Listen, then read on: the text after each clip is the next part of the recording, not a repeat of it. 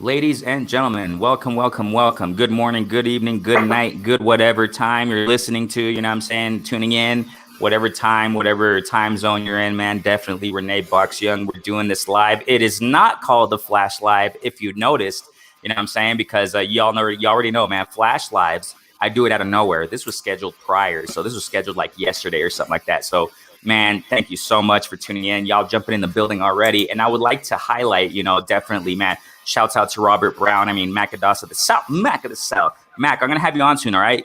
You already know, bro. I'm going to have you on soon, all right, Mac? You just please be patient, bro. We definitely have you on, all right? I would like to highlight what Robert's saying here, man. Check this out. That's mad love right there. He said, sup, fam? Schedule kind of crazy, so I can't always catch live, but best believe I'll support in the comment section on the playback. Check that out, family. Check that support. You know what I'm saying? And this is not just to me. This is to everyone here in the community. You know what I'm saying? To LeVar, to Bruce, to everybody who tunes in, man. This is, shouts out to the whole community, man. And Robert, man, he sent this like an hour ago, man. Did you guys, can you believe that? He sent it like an hour ago. So, man, Robert Brown, thank you so much for that comment, man. Mac of the South, man. Hope you're doing great today, man. Definitely. We're going to chop up Mac of the South, yeah. Yes, sir. Salute. Yes, sir. Mac of the South. Heck yeah, man. And we got a lot to talk about, ladies and gentlemen. Man, we're gonna chop it up. You know what? I got some plans for the future in this channel, ladies and gentlemen. It's just patience. Patience is key. We don't rush things, you know what I mean? Because sometimes when we rush and do things in a sloppy manner or what have you, it can get out of hand. So we're doing it. I reiterate, Rome wasn't built in a day. We're doing new things at Renee Box Young, and you're gonna see in the near future or what have you, as the channel grows, y'all gonna see what I got planned, man. So I don't want to obviously, give the secrets out yet. You know what I'm saying? But it's for you all. It's for you all, ladies and gentlemen. We are a community. It's all for you. You know what I'm saying? And I reiterate, I'm not the type of person to say, oh, me, I'm the one who, it's about me. Of course not. If it's about me, I don't want you guys on here. You know what I'm saying? If it's about me, I wouldn't even make this platform. You know what I'm saying? It's about us. Definitely. It's about the community, man. So, hey, Bruce Goes, how you doing? Then we'll get to LeVar in a moment. How you doing, Bruce? Hey, it's a beautiful day out here. It's a nice, comfortable 22 degrees out. I've taken the dog for a walk and done what I had to do, and now I'm here to chop up some boxing with all my brothers out here and sisters, whoever comes in here. Man, I've been looking forward to this for a couple of days, Renee. I appreciate you having me on as a guest. Did you say comfortable 22 degrees? Yeah, comfortable 22 degrees. Oh my gosh, that's freezing for me, bro. When it's zero for the last week, and 22 is cool. Oh my gosh, that's freezing for me, man. Hey, let me shout out to my boy Bumpy Thompson out there. Good brother. Yes, definitely. Lot of love and support. Always on here, man. He's one of us. Family. Guys, yeah. Family. LeVar Cooper, how you doing, bro? Hey, I'm doing good, brother. How are you, man? Great, man. Got a lot of stuff to talk about today, man. Absolutely. So yeah, definitely make sure those who are jumping in, man. Definitely, man. Chen Smoke is in the building, man. Bumpy Thompson, always. Y'all are awesome, man. You guys are awesome. Yeah. Chen Smoke. Yes, sir, man. You guys are awesome, man. Thank you guys so much for jumping in. You guys are family. You're a part of the community. Absolutely. You know what I'm saying? So we are one, man. So, excuse me. So, LeVar, before we get into this, before we get into the topics, how's the weather over there? It's a little warmer for me. It's 43 degrees here in Virginia, man. Wow. You got me beat, Bruce, but I'll take it. I'm jealous. 43 degrees. Nice, warm sun. I'll take it. Other than that, man, kids, they're downstairs in school. So, yeah, man, I'm up here with my brothers talking some boxing, and can't wait to jump in and get the cooking. And salute to everybody in the chat. Make sure you smash that like button, and let's do our thing. Yes, sir. Yes, sir. And let me just reiterate, thanks so much for those who've been liking, subscribing, sharing, showing the support, man, commenting in the comment sections, tuning into the lives, chatting away, man. Definitely. Like I said, it's just a blast, let's have the community here. You know what I'm saying? Those who have been supporting recent subscribers, if there are any recent subscribers, you know what I mean? This is a platform where we just simply discuss, critique, analyze, and break down the sport of boxing, in a mature, level-headed fashion. That's what it is. People can take the hate somewhere else. You already know. So that's how it is here, man. If there are any recent subscribers, new listeners, y'all know what it is. Go ahead and share, subscribe, like, et cetera, et cetera. You know what we're talking about here, man. Definitely. So we're going to get into this, man. We're going to get into the boxing talk. Before we get into the actual, recent news, everything is recent news, as a matter of fact, what we're going to talk about today. So But LeVar was sharing something interesting, and it's noteworthy, and it's very important to talk about. LeVar, go ahead and break it down, bro, about. So, Fight Hype mentioned that starting April 2nd, Bellator has signed with Showtime. So now you're going to be seeing MMA on Showtime, and they already have fights scheduled. And they do have former UFC fighters like Anthony Rumble Johnson. And this is kind of sort of a little bit bad for boxing, especially when you have more MMA fights being scheduled than boxing matches. So I think for the sport of boxing, man, they really need to start picking up the pace on getting fights scheduled, because if they don't, they're going to have a hard time getting TV time. You know, before we get to Bruce, this is something I've been saying. You know what I'm saying? We've been talking about and chopping it up when we talk about. We just recently talked about LeVar BKFC. This is exactly why we went live, because they're popping, bro. I mean, I ain't gonna negate it. You know what I'm saying? Absolutely. And I really, but I really appreciate BKFC because it has boxing elements. Sweet Science is up in there. So, but you know what I'm saying? I've been saying this, and we've been saying it. We've been talking about it. I said, you know, promoters got to wake up and smell the coffee beans. You know, wake up and smell them freaking Colombian coffee beans, because other industries. You know what I'm saying? We talk about MMA or what have you, BKFC, they're making moves. You know what I'm saying? I'm not saying boxing ain't making moves, but they got to step up the pace. Bruce, what do you think about this? I heard you say a little insight backstage. What's your input on that, bro, with Bellator getting signed to Showtime?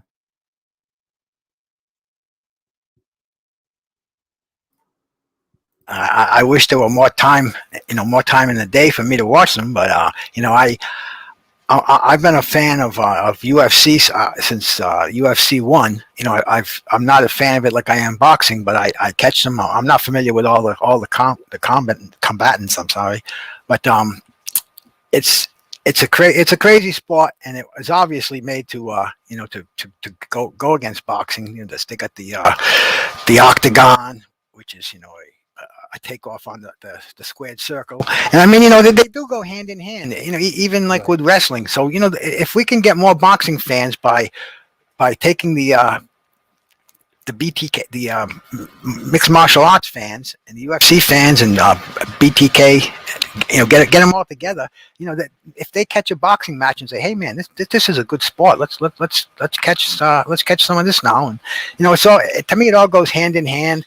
And the more combat sports on for us to see, the better. There's so many platforms to put them on now. They're not going to.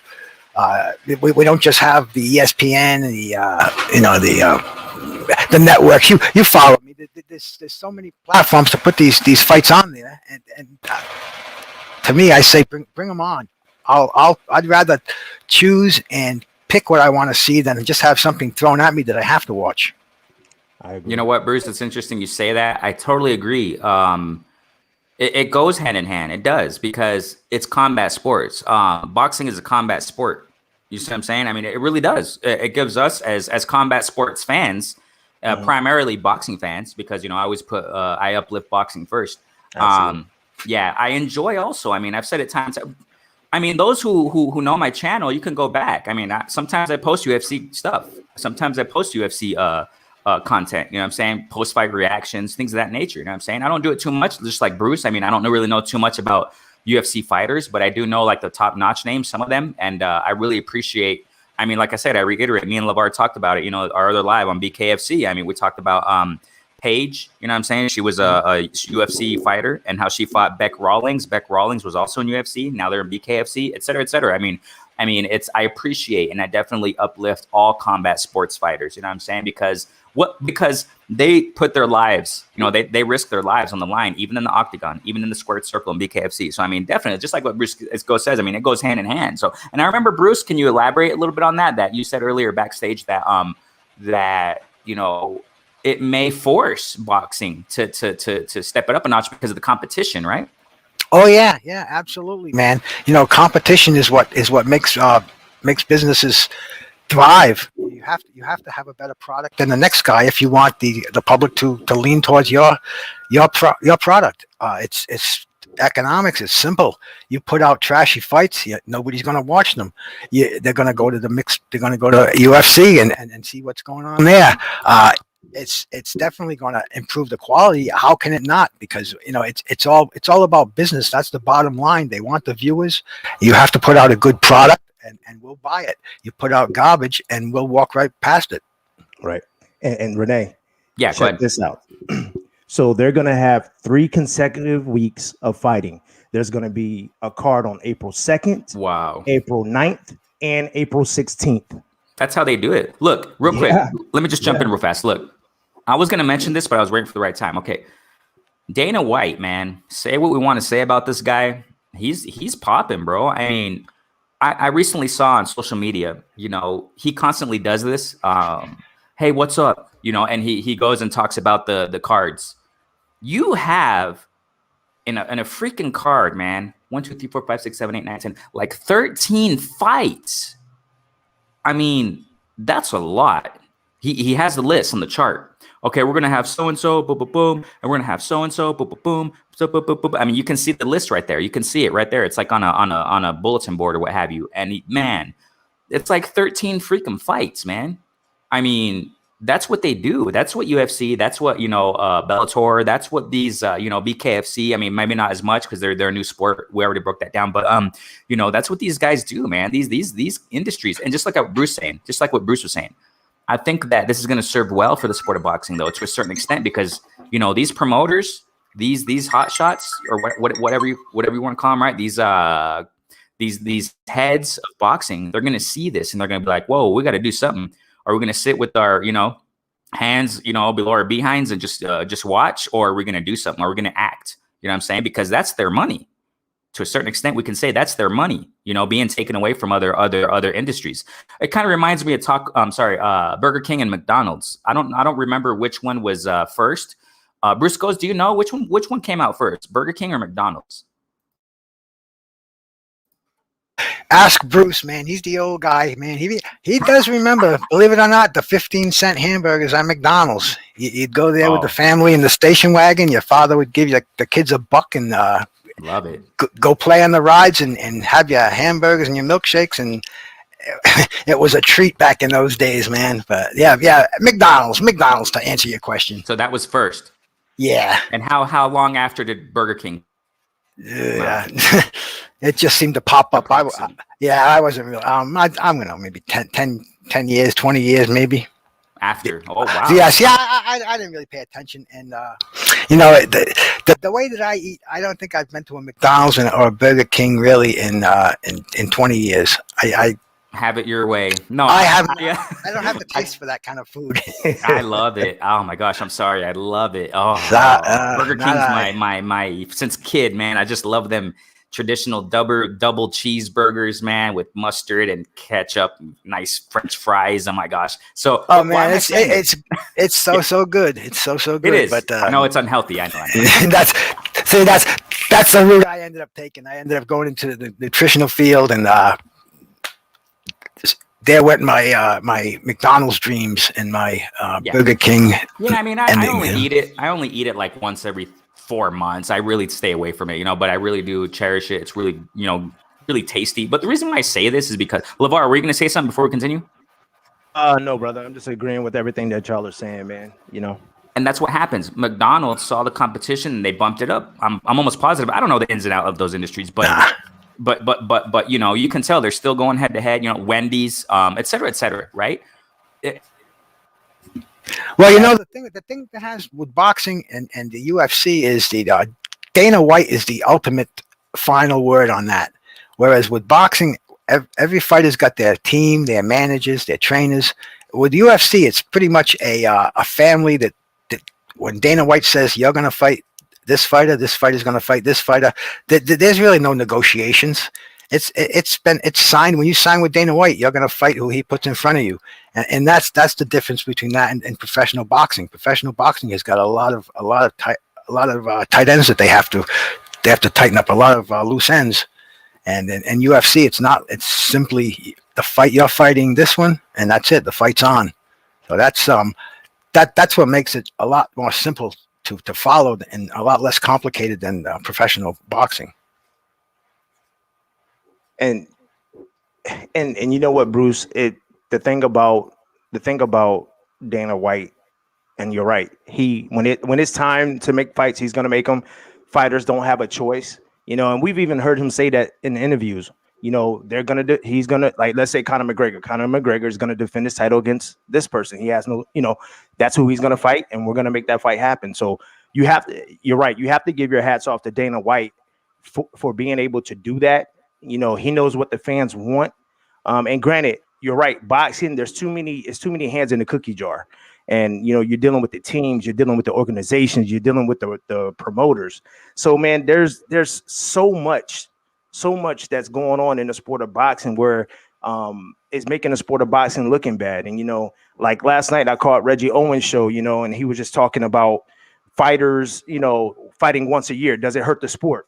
Absolutely, it does hurt. It hurts the sport, because they should at least be fighting twice a year, and they should already have a fight schedule, and some of these fighters that we seen last year that fought, they really like the Charlos, they didn't take that much damage in their fights, Earl Spence, he didn't take that much damage against Danny Garcia. So, and these guys should be having something on the horizons soon, and I get it. They just fought in December, and I'm not talking about them fighting like early this year, but they at least should have something scheduled,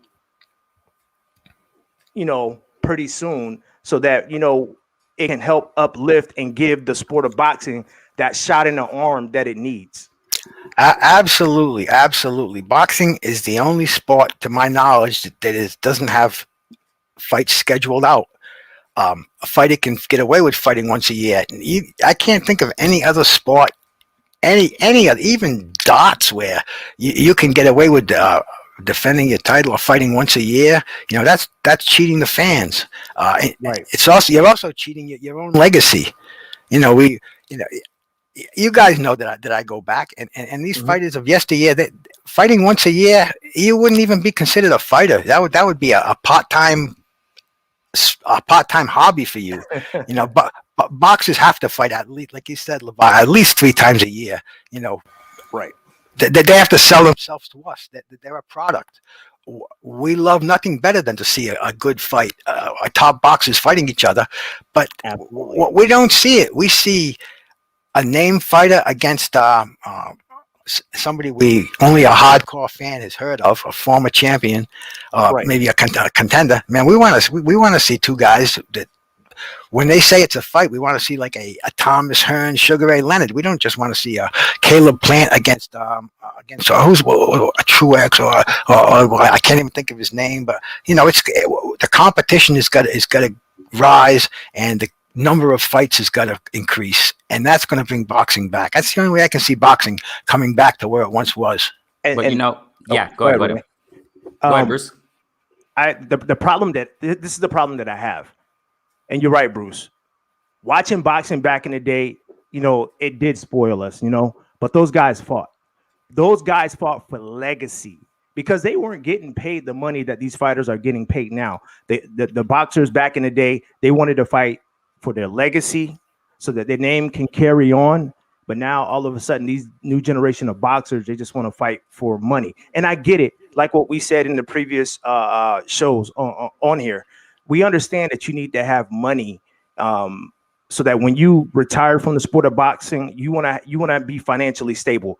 I get that, but some of these fighters, they're going out there buying these fancy houses, buying these fancy cars, buying fancy jewelry, and then they're just posting it all on social media. I get it. I understand it. But it's gonna come to a certain point to where you're going to look back on your career and you're going to wish that you didn't buy those things so that you can be financially stable. And we were just talking about Winfredo Benitez only getting $200 a month.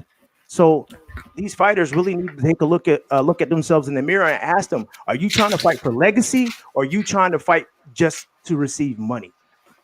Now, the thing here is that, like we were saying, but I think that I've been saying it. Let me just mute it, okay, Bruce, because of the noise, right? Let me just mute the mic, right? Okay, well, hang on a second. That's my Don't worry about it. Don't worry about going it. off. Don't worry about it. Don't worry about it, bro. So, what I was talking talking about earlier, I think that I've been saying this since last year. I think we're going to see tables turn slowly. I mean, we got to understand, you know what I'm saying? Ever since boxing, quote unquote, was back after the whole quarantine, out of nowhere, we saw great fights to now.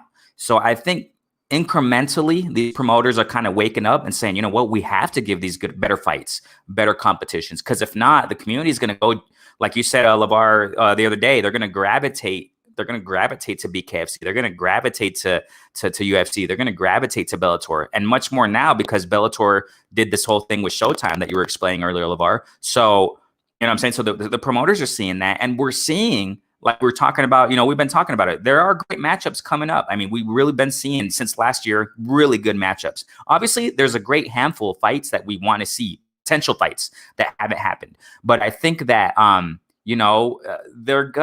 think we're going to see tables turn. I think we're going to see tables turn slowly but surely, and more because of what we talked about, LeVar, earlier.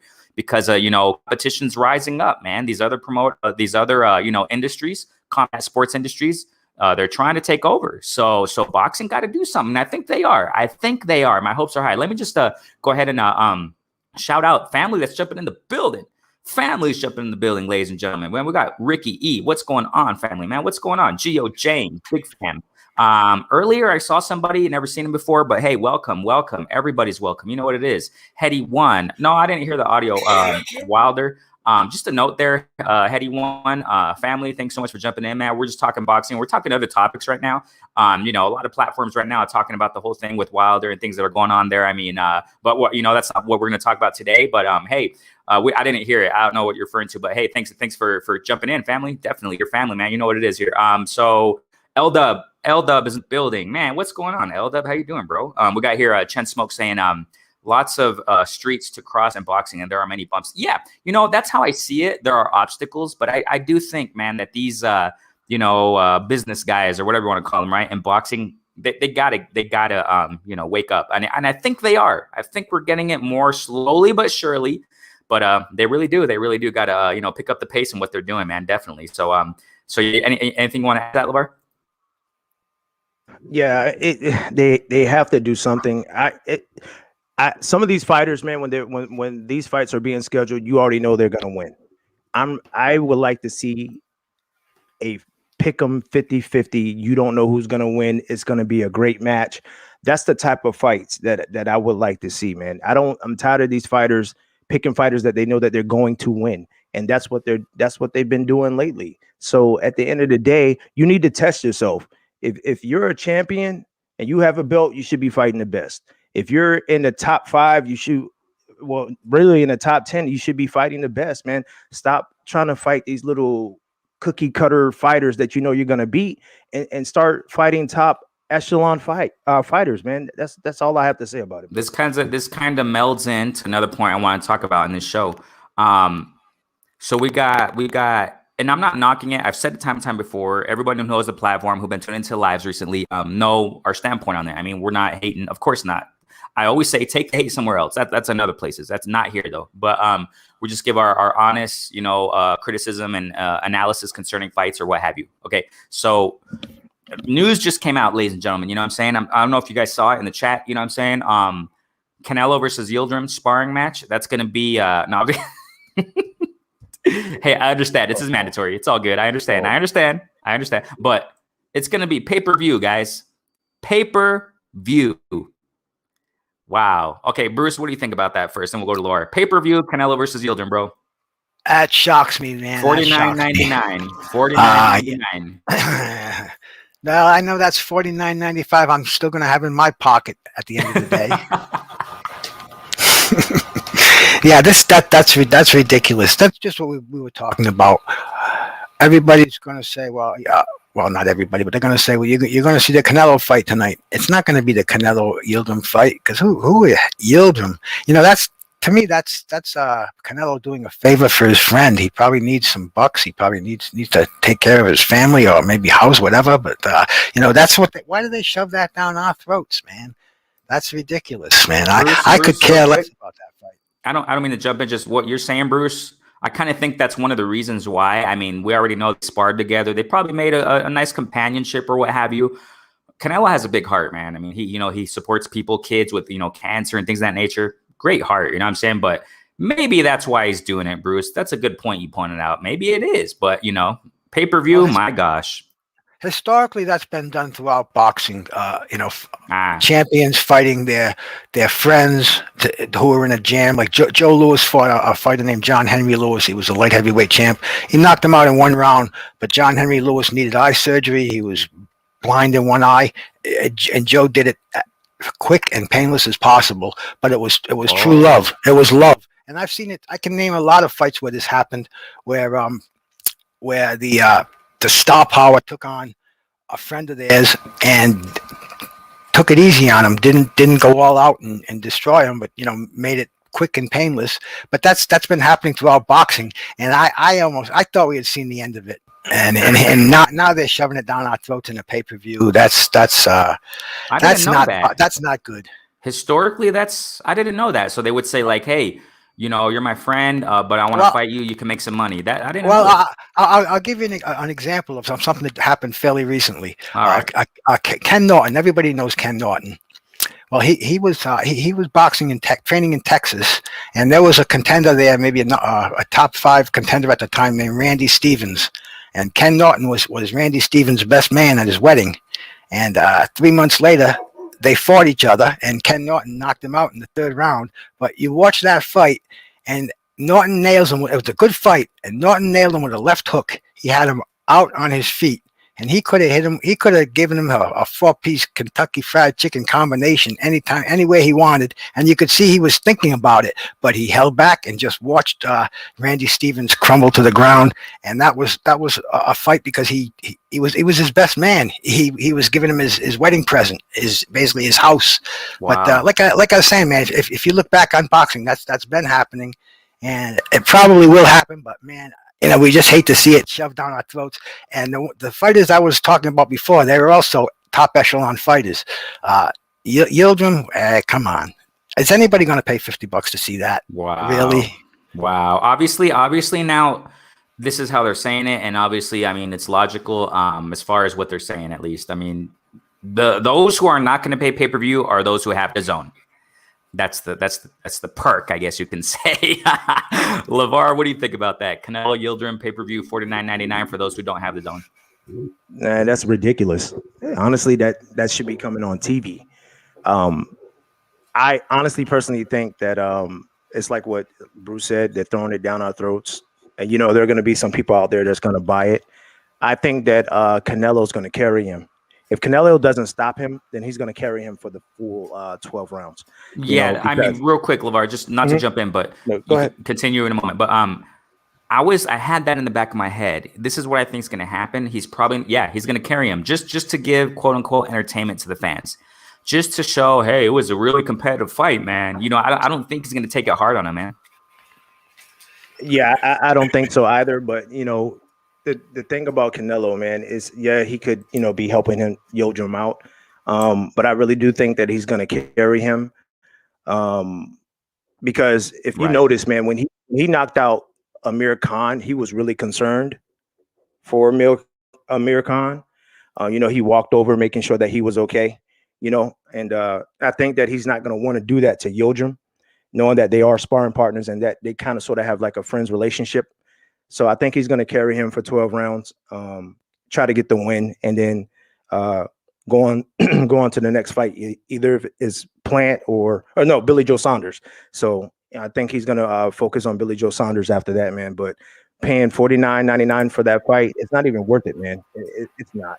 And like I said, some people are going to reach for it to buy it, but I can tell you this, I will not be buying it. I think a big portion, man, of the boxing community, generally speaking, are not going to pay for that, man. I mean, obviously his hardcore fans are, you know what I'm saying? And I get it. I understand. But I don't know, man. That's really weird. Pay-per-view for this fight, that's a trip, man. We got here Chen Smoke saying, didn't Triple G do that with Vanis, like ride him out a little bit? I think he knocked out Vanis, didn't he?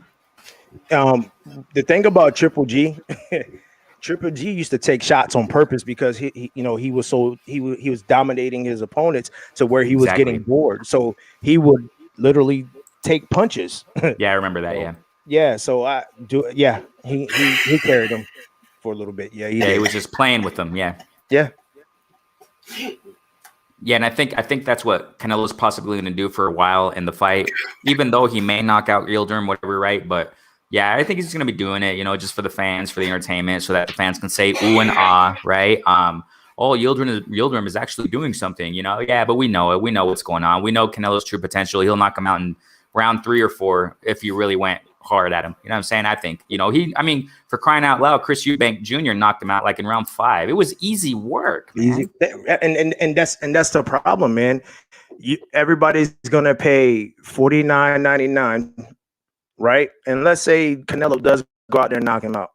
Right now you're out of $50 for a fight that you were hoping that was going to go, a little bit deeper into the rounds. So and we just don't know. We don't know what's going to be on Canelo's mind. We don't know if he's going to try to end it early or if he's going to try to carry him. Me personally, I have a feeling that he will probably try to carry him as much as possible, until he can't anymore, and then he'll just get him out of there.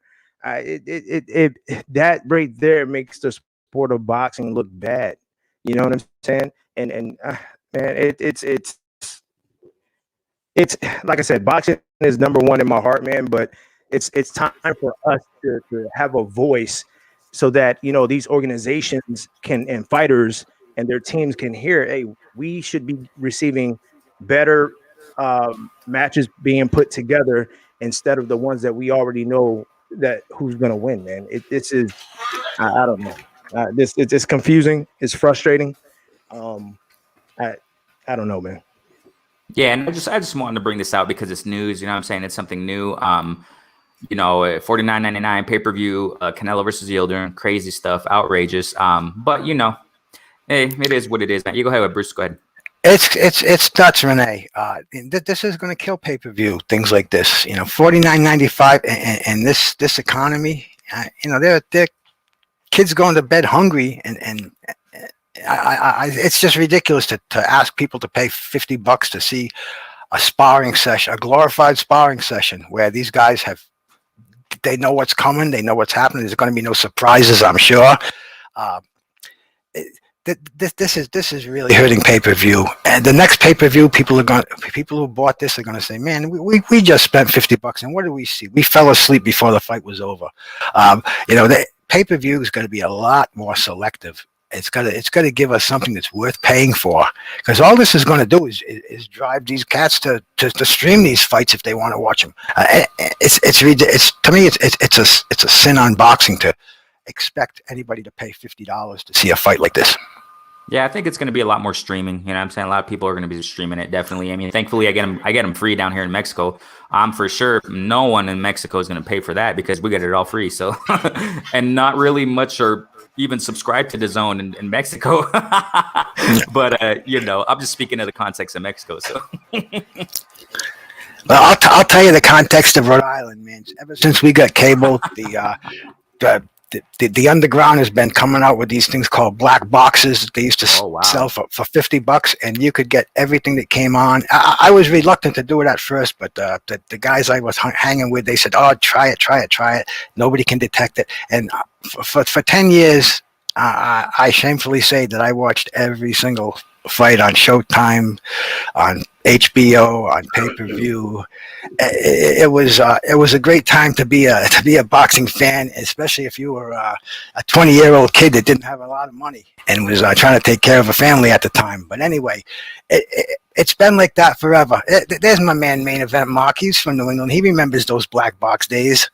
And it was funny because I'll tell you a funny story that the night that Evander Holyfield fought Mike Tyson for the first time, it was a huge fight. And everybody had black boxes. Everybody was having parties that night. And what they did was, right after the fight started, they put a film on saying, "You've been detected. And they played that country song, "The Party's Over." And the fight was actually on another channel for the people who bought it, and you could see it. And even the people with the black boxes, if they just thought for a second and went up the dial, you could see the fight for free. But it was so funny because you heard all these cars starting up and all these parties were breaking apart. And a friend of mine worked for the cable company. He told me the next day there were 100 black boxes that people just threw in front of the cable company. And it was a big ploy. There's no way they could detect these things, but it was hilarious. It was just one of these nice. That was so funny, and it made the front page of the Providence Journal. And it's a little folklore story of boxing, and it's one of those ones you never forget. And hey, shout out to my brother Curtis Anderson. The Honorable Curtis Anderson is in the building. How you doing, Kurt? Hey, Renee Box Young, Bruce Scholes, LeVar Cooper. What's going on with you guys? What's up, chat? Always a pleasure to hear from a historian, man. How are you? Absolutely. Salute, King. How are you? I'm great, man. Couldn't be better. It's always good to talk some boxing with Crazy about this sport, man. I've been looking at a gang of fights. I kind of gotten away with it because I'm running this company with my wife. But I said, you know what? I said I'm gonna start looking at some fights again. I was just looking at it's funny because we're doing an anniversary show tonight on the Three Wise Men of Boxing. All right. Because yesterday, today, because 13 hours, Japan is 13 hours ahead of us. So it's James Buster Douglas and Mike Tyson. Who could forget that fight? And, heck yeah. The impact it made around the world, man. Then I was looking at James Buster Douglas versus Mike Williams. That was on the undercard of Michael Spinks and Mike Tyson. And who would have thunk it? The quiet before the storm. I'm sitting in the Fabian movie theater, and I said, man, I told my friend, I said, James Douglas, Buster looked good tonight. And he kept knocking the guy down with jabs, man. And if James Douglas would have been more committed to boxing, not only he would have beat Mike Tyson, he would have defeated Evander Holyfield. James Douglas can fight. He was a very good fighter, but he didn't have the commitment. Wow, man. So everybody tune in tonight. Stormy B, man, Three Wise Men of Boxing anniversary. Kurt Sugar's going to be there, obviously. Man, y'all got to tune into that. Go ahead, Bruce. What were you going to say? Oh, yeah, man. That fight brings back so many memories. One of the things I remember is people were asking me, how come it's in Japan? How come it's in Japan? It was in Japan because they couldn't sell it in the United States. No venue wanted to host it. It was looked at as another one of, Tyson was famous for having, like Joe Louis, basically the bum of the month club. He'd go through the division. I think it was Carl the Truth Williams was the fight he fought before that, and then he top name fighters like Frank Bruno. They didn't stand a chance with him, and this was just going to be another one on the line. People weren't thinking much of it, and I remember it was on a Saturday night, and I didn't have anybody in my house. It wasn't that kind of an event where the casuals all got together. I don't even like to use that word, but we all got together. But I was there by myself watching it, and it was like, wow, he's going to get. I was making phone calls. I'm saying, you got to turn this fight on. Tyson's going to get beat, and I was tending bar at a club where I had to open up at 8:30 the next morning, and I had the VCR tape. And I brought it in, and these guys are coming in, and I'm saying, did you see the Tyson fight? Nah. What round did he knock him out in? And I said, let me put this fight on for you. And 9 o'clock, this bar was three people deep. They're screaming, and can I borrow that tape? Can I borrow that tape? And it just turned out to be, wow. It's something that the conversation went on for weeks and weeks about that fight, like it just happened. It was a fantastic fight, and I'm so looking forward to Curtis and Blood Boxing and Stormy doing that special tonight, man. I can't sit still. That was one of my favorite upsets of all time. Wow, awesome, man. Let me shout out the chat. D Hodges in the building. Thanks so much. Main event Mark jumped in, man. Eric R, y'all in the building, man. I really appreciate each and every one of you for jumping in, man. Kurt, we were talking about right when you came in, and I reiterate one more time, y'all tune in. Story, man. I forgot. True, Blood Boxing is going to be on there. Special guest too. Awesome, Kurt. You already know. Three Wise Men of Boxing. Check that out tonight. Anniversary. We got to definitely attend that, man. I can't wait for that, man. So, Kurt, we were talking about when you jumped in. Got some news earlier yesterday, and just your opinion, bro. Canelo versus Yildirim is going to be pay-per-view, man. For those who don't have the zone, what do you think about that? Well, they're making a mistake by putting it on pay-per-view, but I understand you try to make as much money as possible. Canelo has a built-in fan base, so it might do better than expected, even though Mm, Yildirim is not much. But hey, I kept telling people you better get the zone. yep, I yep. have it until August, and I'm going to re-up. And people can talk about the zone all they want, but they have entirely too much boxing for me not to have it. And I paid for I pay for the year-to-year subscription. It's $100 for 1 year, and I can't wait. I can't wait to see Canelo and with the pay-per-view. Like I said, his loyal fan base is going to pay for the fight for those who don't have the zone. So it might do a little better than expected, even though the opponent is much. And I just have a feeling that Canelo is going to dispatch Yildirim in 4 or 5 rounds.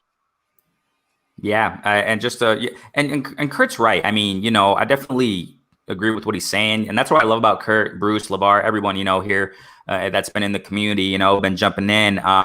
We just have a level-headed perspective on the sport of boxing. We're not saying, oh, Top Rank's better, PBC, just boxing. We love boxing, you know what I'm saying? And Kurt's right. I mean, the zone. They were just talking about it yesterday on Blue Blood, man. Shouts out to our guy Blue Blood all day, and I posted a video recently about it, been talking about it here too. Just for starters, I mean, we're gonna have McCaskill versus Breakus, man, rematch for undisputed welterweight championship in women's boxing, and the undercard of freaking Charlo and Chocolatito rematch, man. I mean, I'm saying, just like what, Kurt's saying. Recently, what happened a couple months ago, we also saw Estrada, fight Guardas. That was a war. Beautiful. Chocolatito on the same card. I mean, there's boxing out there, ladies and gentlemen. So definitely, man, what Kurt is saying, what I'm saying? And exactly what Heady One still tuning in. Awesome, bro. Heady One saying, just get the zone then. Exactly. I wear the T-shirt. Hey, I wear the T-shirt.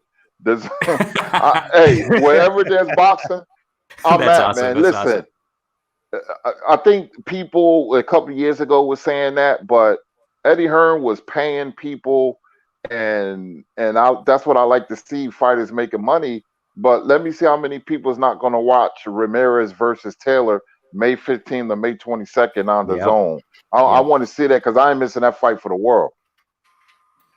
It's going to be beautiful. It's going to be beautiful later. You see, and that's what I was saying earlier. I've been saying it here that it just depends where our focus is. You know what I'm saying? It depends where our focus is. I mean, there are great matchups we're going to be seeing that we have been seeing since last year, last quarter. Obviously, there's a great handful, I reiterate, of fights that we want to see that haven't happened. But there, at the same time, there are a great handful of fights that are happening. So definitely, man, 130 pounder, 130 division. I mean, just to start, I Am Ill Will is in the building. Y'all go subscribe to I Am Ill Will, man. Salute to I Am Ill Will. Yeah.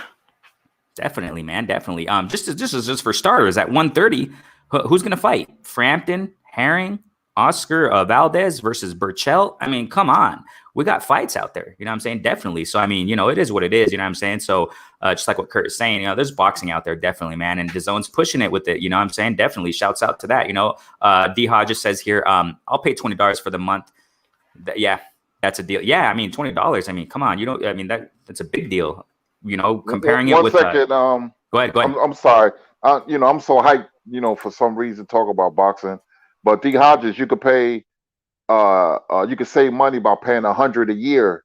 Because it used to be $5 a month, and then they upped the price. I think it was $5 or $10 a month when it first came about. And then they changed it to 20. Yeah. Right, but you could pay $100 and have it for the whole year. That's what I did. I said I might as well get it over with, man, and pay the $100. You'll save yourself some bucks. But hey, listen, wherever, like I said, wherever boxing is at, that's where Curtis Anderson is at, man. And we got a lot of fights, like you said, Renee. Yes, sir. Definitely. And speaking of that, let's continue with this little topic here because we're talking about right now Yildirim Canelo. Okay. Recent news came out yesterday, if I'm not mistaken. It sounds like Canelo's going to try to squeeze in another fight towards the end of the year, man. 4 fights. He's trying to squeeze in another fight, man. I mean, obviously, right now it's pie in the sky to me because we never know what's going to happen tomorrow. You know what I'm saying? I mean, right now it's just they're saying. It's obviously not written in stone. It's not, official because why? Because I mean, something can happen tomorrow and then the fight's called off. I mean, anything can happen right now in the sport of boxing, and in anything in general with this crazy pandemic and blah, blah, blah. You already know the story. So, 4 times a freaking year, dude. I mean, so let's start with Kurt, then we'll go to Bruce and then LeVar, because Kurt, I've heard him time and time again say it, and I would like you to share your opinion, bro, on the platform, which I'm sure most people heard about it. But we also have community here that I haven't seen in other platforms. So, shouts out to you all. And just to reiterate, Heady One, those who are new listening, I reiterate, the hate is gone somewhere else. We don't bring that here. You know what I'm saying? We just speak boxing because we love it. That's it. It's plain and simple. So, Kurt, what do you think about that? 4 times a freaking year, man. That's what he's planning, at least. Hey, hats off to Canelo, man, because he don't have to do that. He's a big star, and these days, big stars don't fight that often. If he does that, then that tells me he's committed. He wants to be great, man. And he might fight all those guys. The Saunders, the Plants, and the Benavides or Charlos. But if he fights that many times, and that means he's committed. And many fighters they're not committed to fighting. Not 4 times. Forget that, but even 2 times. Yep. So hats off to Canelo, and I truly believe Oscar was holding him back. And if he fights 3 or 4 times this year, I'm going to say 3. But if he can squeeze another fight in, hey, that's great, man. That's great for boxing. It's great for Canelo, and maybe he could change some people's minds. And if he does it again next year, so that tells me that he wants to fight and fight often. I hats off to Canelo for keeping busy. I wish other fighters will follow suit.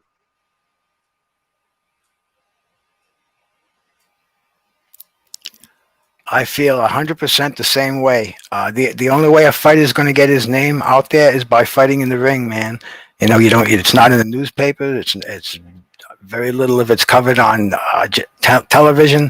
I hate to fall back in the day, but all these fighters crave for these Saturday and Sunday afternoon slots, and that's what made heroes, man. Nobody back in those days, everybody knew who Alexis Aguayo was. Everybody knew Danny Little Red Lopez, Ray Boom Boom Mancini, Sugar Ray Leonard. I mean, these guys were created by fighting frequently on television, and that's really the only way to get your name out there. People were craving for these fights because it was what we did on Saturdays and Sunday afternoons, man. It was we looked forward to it. 3 times a year was average for a fighter. That's what got them hot, performing for us. Giving us these great fights, and not just doing it once a year. They were doing it like when we were talking about 3 or 4 times a year, and the boxing world was the better for it. The fighters were considered fantastic warriors for it. It's got to happen again because we're back in the prima donna days where it's all these fights are being fought in back rooms, and very, very few times we get them in the ring. I agree, and I think with Canelo, he's more focused on his legacy. He's not worrying about the money. He knows the money will come. And that's where some of these new generation fighters, it's like what I said earlier, they're chasing the money instead of trying to figure out if they want to, cement their name in the sport of boxing. So that's one thing I do have to say about Canelo, and I commend him for that. If he's trying to definitely put out, squeeze in another fight, then my hat's off to him for doing that. But like I said, to me, Canelo is just he wants his name cemented in legacy with the greats. So I wish that like the Charlos, like I said, I have nothing against the Charlos or anything like that, but these fighters that only want to fight once a year, I mean, it's not a good thing for them, because their fans want to see them fight. So my hat's off to Canelo for doing that, man. I hope he does, and I hope he does give us the fights that we want to see. And Kurt, I agree with you. I do think that he wants to fight those guys. I do think that Oscar was holding him back because, look what he's doing now. So Canelo, man, he's a great fighter. And I just hope that he fights the top opponents that's been calling him out, because I really do think that he's not afraid of those guys. And Kurt, if I can ask you a question, let's say Canelo does schedule the that squeeze in that extra fight. Who would you like to see him line up for like his next 4 opponents? Well, all opponents is not going to be killer, murderous row. It will be somebody in like the lower tier division to finish off the year, especially if he's fighting Billy Joe Saunders in May and then come back in September to fight Caleb Plant. It will be somebody in the lower tier division. I can't say the name off the top of my head. He deserves that. Most of the time, fighters when they fight tough fighter, they'll fight somebody that's in the lower top 10 or top 15. Just to keep busy, because Sanders and Plant are 2 top-notch fighters, and that nobody can say nothing if he fights one in May and then another one in September, and he comes back in December and fight like a Yildirim type of opponent. So that's what more than likely he probably do. But beating Sanders, Plant, Caleb Smith, and Kovalev, the resume looks really, really good. People say he's ducking Charlo. I'm gonna be honest with you. I don't think Charlo's going to beat Canelo. I mean, some people may disagree with me, but because I don't believe in Charlo, Plant, Sanders, and Andrade. Canelo is too much of an alpha male to lose to those guys, and those guys are beta males. And when Charlo says stuff like "you're not vaccinated" and I'm not fighting nobody under the age of 25, and Benavidez called him out, he ducked in that fight. He ducked. Now, see, a lot of people don't want to hold certain fighters' feet to the fire, but he ducked. And now he's talking about fighting. I seen something that came on my community page. So you have to look at that. And these guys, they don't have the aggression. They don't have the fervor to beat Canelo. To beat Canelo, you got to have that alpha male commitment, and they don't have it. That's why I like Canelo versus the field against all those guys. I don't think they're good enough. And I don't think they have what it takes character-wise to beat Canelo. And that's a big difference. And that's one thing I notice about Canelo in his fights, man. He brings that pressure. When you're a smaller fighter and you're backing up a big fighter, he brings that pressure. And Kurt, I heard you say before, pressure bust pipes. And I noticed in Charlo's last fight, he got the victory, but I know that he got hit to the body. And when he got hit to the body, he kind of sort of backed off a little bit, and with Canelo, he's gonna break you to the body, and then he's gonna go up top. What do you think? Yeah, Canelo. Sorry. I'm sorry. Go ahead. Oh, go ahead, Kurt. I just want to say this before Bruce goes, because I'm adamant and I'll stand on my square. I study fighters, not only their style, but as men. Canelo is a quiet killer. He takes boxing very seriously. He has a real throwback mentality, and he's seasoned in experience. And people don't realize those intangibles can carry you to the finish line. Charlo and all those guys, they're inactive and they fight light competition. You mean to tell me that those guys I mentioned in the 116-pound division, because of that, are they going to be ready for a Canelo fight? See, it's different when you fight in a huge fight like Canelo. It's a different type of energy. You're under the bright lights, man, and you're going to get interviewed all day, every day. So things start to change. Then you're going to have nervous energy. You have to be seasoned and experienced to handle that. I'm impressed when a young fighter goes to another country, like Terence Crawford beating Ricky Burns and taking the title, and Errol Spence beating Kell Brook. When he beat Kell Brook in England, that hostile crowd, I say he's the goods. And ain't it ironic that both of them won their titles overseas? That's why they're the top fighters in boxing. That's not a coincidence. That means that their mind is strong. They're mentally strong. I just don't see that with Plant, Andrade, Charlo. I don't see that in them. I could be wrong, but I don't think I'm wrong.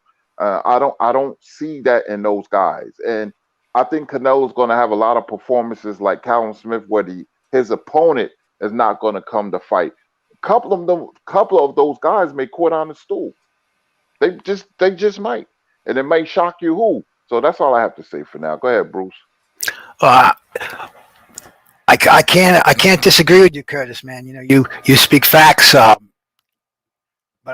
the thing with me is, man, instead of talking about, I love talking about them, but I love to see these fights. I'd love to see the Charlos. Like, I'd love to see Maul Charlo and Canelo fight.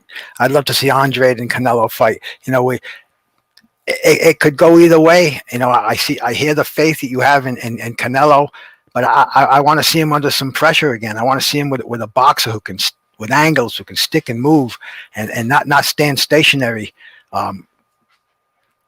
Yeah, I just want to see him in there fighting these guys that we're mentioning. And I'm far from a Canelo fanboy, and I have no hate for any of these boxers. I love the game of boxing, and I have no emotion for these. You know, it's funny because people try to get emotion out of me with these fighters, and man, I see them as boxers. I don't get into them, Curtis, like you know, as far as their alpha male. I know you see that's all part of the total package. But man, I'm just a basic rock'em sock'em guy. I want to see these guys in the ring. Since we've been doing all this chats on YouTube, man, we're doing so much talking and analyzing these fighters, and I feel like I'm a family with a lot of them, you know, especially with a lot of you guys. But man, I want to see Canelo in the ring, and I want to, if he's as good as we say he is, let him clear the division out, man. There's plenty of competition out there. You know, the Calums and you know, and the Billy Joe Saunders. You know, those guys are all good fighters, and the fights we want that are probably going to happen. But people are basically screaming to see Canelo fight the Charlo, and to see Canelo fight Andre, and those are the fights that are going to make his legacy, and are going to make him a lot of money. And that's the fights that I would love to see. I'd love to see him whatever way they go. Bruce, I understand where you're coming from, Bruce. But the thing is with Canelo learned a lot from Floyd Mayweather. Definitely from that loss from Floyd. I didn't even want to mention Floyd Mayweather because that's, you know, that would be the key to beating a Canelo. But who has that style? Who can move in and out? Who can confuse him? Who can stop him in his tracks and nail him with a combination and make him think about coming in? I love the question marks. That's why I love boxing, because I love to see it settled in the ring. Right. I just think that Canelo, he's just on a total different level, man. He has that will to win, and he always finds that will to win. And like I said, he just learned a lot from that Mayweather loss, to where he went and he adapted and changed his style of fighting. I just think that he's going to be too much for those guys. He's going to bring too much pressure, man. He brings so much to the ring, to where I really think that Charlo will fold, because the thing about the Charlo brothers, man, they're not there sometimes. And we saw that with Jamel and Tony. Tony got in his head so much, and with Jamal, he just hasn't been tested against an elite fighter. So I'm ready for him to step up the competition and see how he does, man. And I think LeVar Jamal wants to fight Chris Eubanks Jr. next. Mm-hmm. Yeah. Actually, I want to talk about that in a moment. But before we get to that, I had to leave for a minute. Thank guys are taking over, man. And like I said, man, I just got to reiterate that when you guys see me go out, you know, LeVar already knows, man, he takes over because it's our platform. This is our platform. It's all you guys. You know what I'm saying? I'm not the one who calls the shots here. No, it's all of us. You know what I'm saying? Definitely. So thank you guys so much, man, for keeping it flowing, man. Definitely. This is something I wanted to say. And Kurt said it. He's been saying it for a minute. And I haven't really talked about it because I have from time to time mentioned it, but as time goes by, I don't see. Now I understand what Kurt is saying, because he said it time and time again. He's been saying that, you know, on different platforms. Blue Blood shouts out to him, and just generally speaking, Kurt has been saying it. Even though, you know, he speaks what it is. And now I understand why. I agree now. I'm like, wow. At first I was like contemplating, just thinking and just letting time go by and see. But I don't see right now anyone really beating Canelo, man. Kurt, can you go ahead and expound on that, bro? Yeah, it goes deeper than this styles and talent, you have to have the other intangibles. Like Plant, they talk about his footwork and his speed, but I wasn't impressed against Truex. He should have got him out of there. But if that's Canelo in the ring, he's going to break down Plant. Canelo is a very experienced, seasoned fighter, but it's his mindset that may be his strength, and people don't really cover the whole gambit when they talk about boxing. I see a lot of Canelo. Right. I know about Canelo before Oscar got him. Oscar saw something in Canelo. You got to remember something. Victor Ortiz was supposed to have been the guy, and Yes. Oscar got him, Mm. and he didn't have what Canelo had. Canelo has a deep reservoir of will, commitment, but he has things that he's born with. Canelo is what you call a born fighter, and there's not that many. Crawford and Spence, that's why I have a 1, 2, and 3. They're there for a reason. And I said, man, this kid can fight.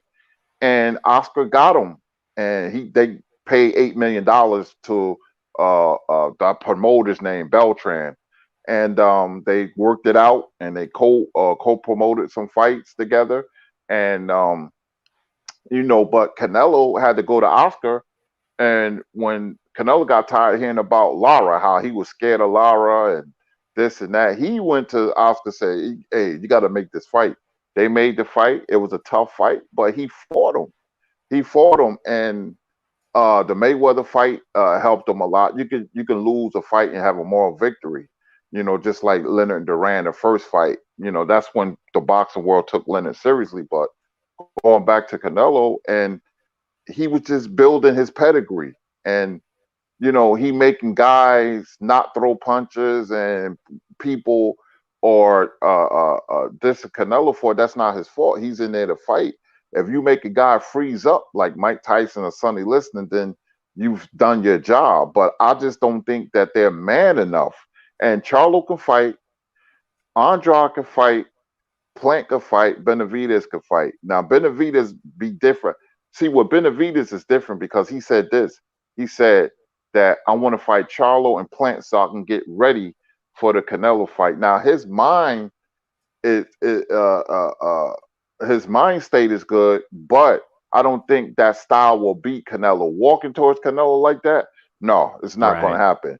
But Plant can box and Charlo can box, but with them, I don't think they're man enough and don't have the character as a man to beat Canelo, and that rings deep. And if they hear this, they will be getting mad at me because I'm not questioning any manhood, but I'm questioning a character of being in the fight with Canelo because they're inactive and they have fought light competition. So I'm taking Canelo against the field. I don't think any of those guys can beat Canelo. And see, the thing is, leading up to a big fight, you have to fight good competition and you have to be active. That's why Jermell was looked at the lesser brother with Jamal early in his career.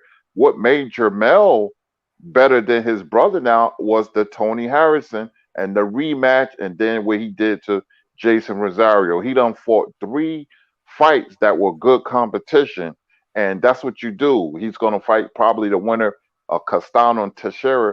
That's what you do. You ride the momentum off a win over a top-notch opponent. Man, amazingly spoken and described. You want to add to that, Bruce or LeVar? Well, I would think that would play on a fighter's mind if people are even the perception that he's dodging another fighter. I would think somebody like a Mel Charlo would really demand that fight. He's got all of social media and new media with him. He could call out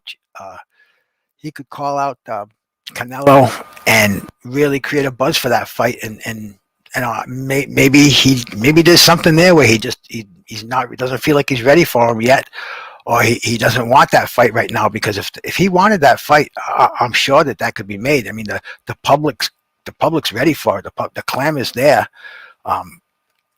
I don't know, man. I'd love to see that fight. I'd love to see them bang heads. You know, I still have faith in the Charlos, and everything Curtis says about Canelo is 100%, man. You know that's fact. So this is a collision course. I'd love to see who walks out of this one.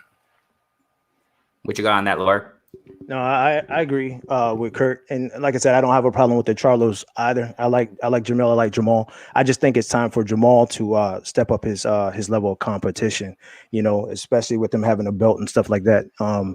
With Jamel, you know, that Tony Harrison loss, it definitely lit a fire in him, and I think with him getting away from Ronnie Shields too, that played a major part too, because I think Ronnie Shields told him that, hey, you know, I guess something about knockout power, Kurt. I could be wrong.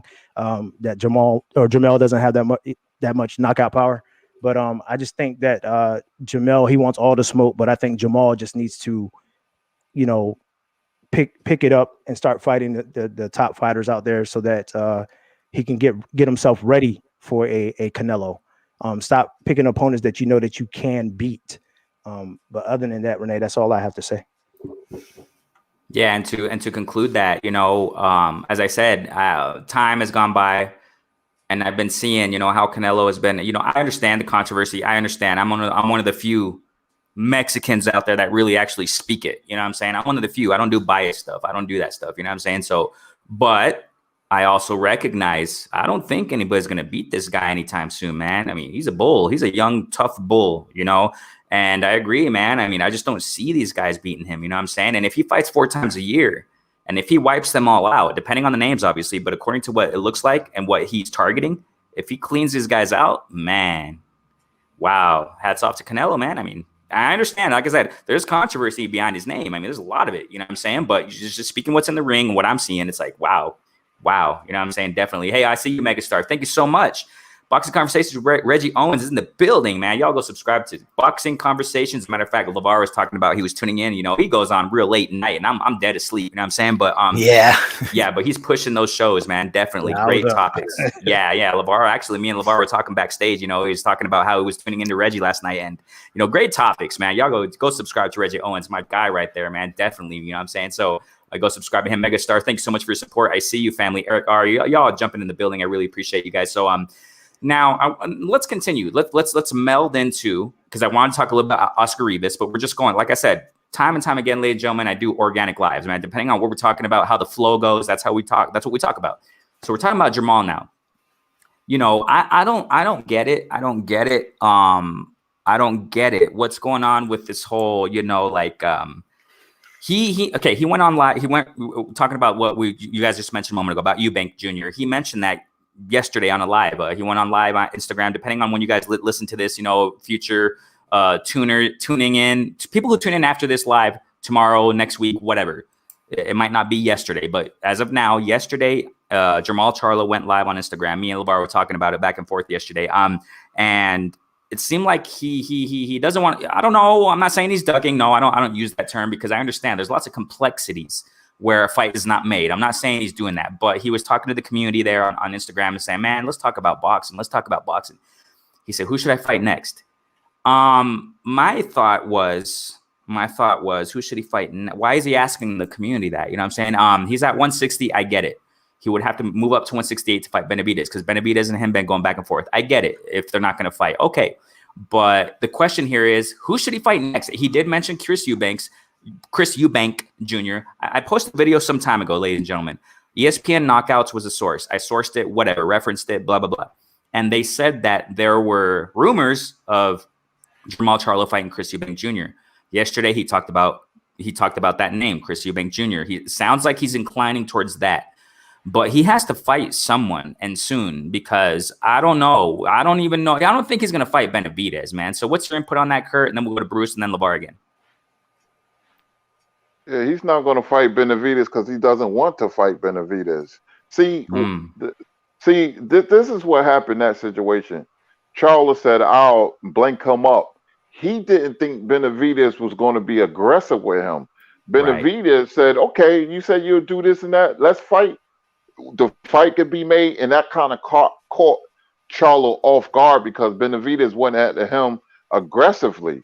And then when he said, Right. "Oh, you're not vaccinated and I'm not fighting nobody under the age 25-year-old. of Yeah. 20," what is that?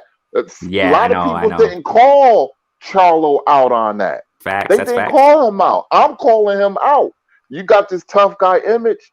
You say you'll do this and that to Benavidez. It's only 8 pounds. Why is nobody aggressively criticizing Jamar Right, Charlo? right. And then I was on Trill one day and he said, I said, yeah, if Charlo Benavidez is a 50-50 fight, I said he's going to have to box. And then he said, Black Fight Fan said, no, we in Texas, we go toe to toe. I said, if Charlo go toe to toe with Benavidez, No. Benavidez is going to beat the Yellow Rose of Texas right out of Charlo. I told him that. Ouch. I told him that. I told everybody that. And I said, you don't fight Benavidez like that. Benavidez is big and he's aggressive, you know. And they was like, no, we're going to fight him toe to toe. And he said, like Terry Nars and Donald Curry. But I was like, both of them fighters from Texas, but they also been knocked out in their careers by going toe to toe. But anyway, you know, that's how I feel about Charlo. Now, Eubanks is not a bad fight, but it makes him look really bad by him not fighting Benavidez. He's just spewing hot air. That's a good fight to fight somebody. If he wins, then he's on his way. If he loses, then whoever wins will probably get the Canelo sweepstakes. But to me, he ducked. Yeah, I mean, like I said, ladies and gentlemen, here, like I said, man, people take the hate somewhere else. You know what I'm saying? We just speak in a like Kurt has been saying. I like the word you use, objectively. We speak objectively, man. I mean, that's how we do it. We don't do favoritism here. Y'all take that somewhere else. You know what I'm saying? And hey, Kurt's being 100 on it. I mean, when I heard this all, we're gonna get to Bruce in a moment, but when I heard this all with him saying that vaccinated stuff, I mean, I didn't get in depth. I'm going to admit it. I didn't get in depth. You know, Kurt just broke it down. I mean, I didn't get in depth into it as far as them going back and forth because I sometimes don't really do that. But it did seem kind of fishy to me when Charlo came out and said that, you know, the vaccinated thing and whatever. Other people say, you know what, he was just trying to, I don't know, man. I don't know. Many people can interpret it how they want, but I did see that kind of weird, kind of awkward. So what do you got on that, Bruce? Yeah, I was watching that a week or so ago online too, when excuse me, when Canelo said that, and Benavidez's father was the first I saw to respond, and he was going nuts. He was calling out Canelo. He was wide eyed. Looked like he had half a load on. He was screaming, and my son is training right now, and he'll destroy him. And now what did Canelo say? He doesn't want to fight anybody under 25. Was that what he said? You mean Benavidez? Yeah, Benavidez. Benavidez was going. His father was screaming online. He said, "I can't bring my son out because he's training right now. I don't want to disturb him." But he was on another show later, and he was saying he wanted Charlo bad. He was ready for Charlo, and what did and what did Canelo say? He didn't want to fight him either because he was under 25. Was that? You mean what did Charlo say? Yeah. Charlo said that. Yeah, Charlo said that. Yeah. That's about the stupidest thing I think I've heard come out of his mouth. It's weird. It's weird. It's awkward. That's what I say. I mean, the way, and I'm not knocking Maul, you know what I'm saying? I love them. They're great fighters. You know, my ups to them, you know, but it does feel, Chris Reyna, I see you, bro. Thanks so much for jumping in, man. Chris Reyna, family. And it just seems awkward to me. You know, I don't get it. I don't get it. Cause the way Maul has been, you know, brought up in boxing, I mean, he's about it, you know what I'm saying? And for him to come out to say this, it's like, it seems awkward to me. It does, man. It does. Go ahead. He's getting. Oh, no, I'm sorry, Bruce. Go ahead. I'm so excited. I'm jumping the gun. Go ahead. I'm sorry. I'm the same way here, man. Because everything that I was thinking, you said before me, and I would just love to see these. I just love to see these fights. There's a plethora of talent out there, and they could put together fights. You know, they could take their tune-ups. But there's such a plethora of talent, and everybody says they're the baddest middleweight, the baddest super middleweight. Well, you know, prove it. That's all. Prove it.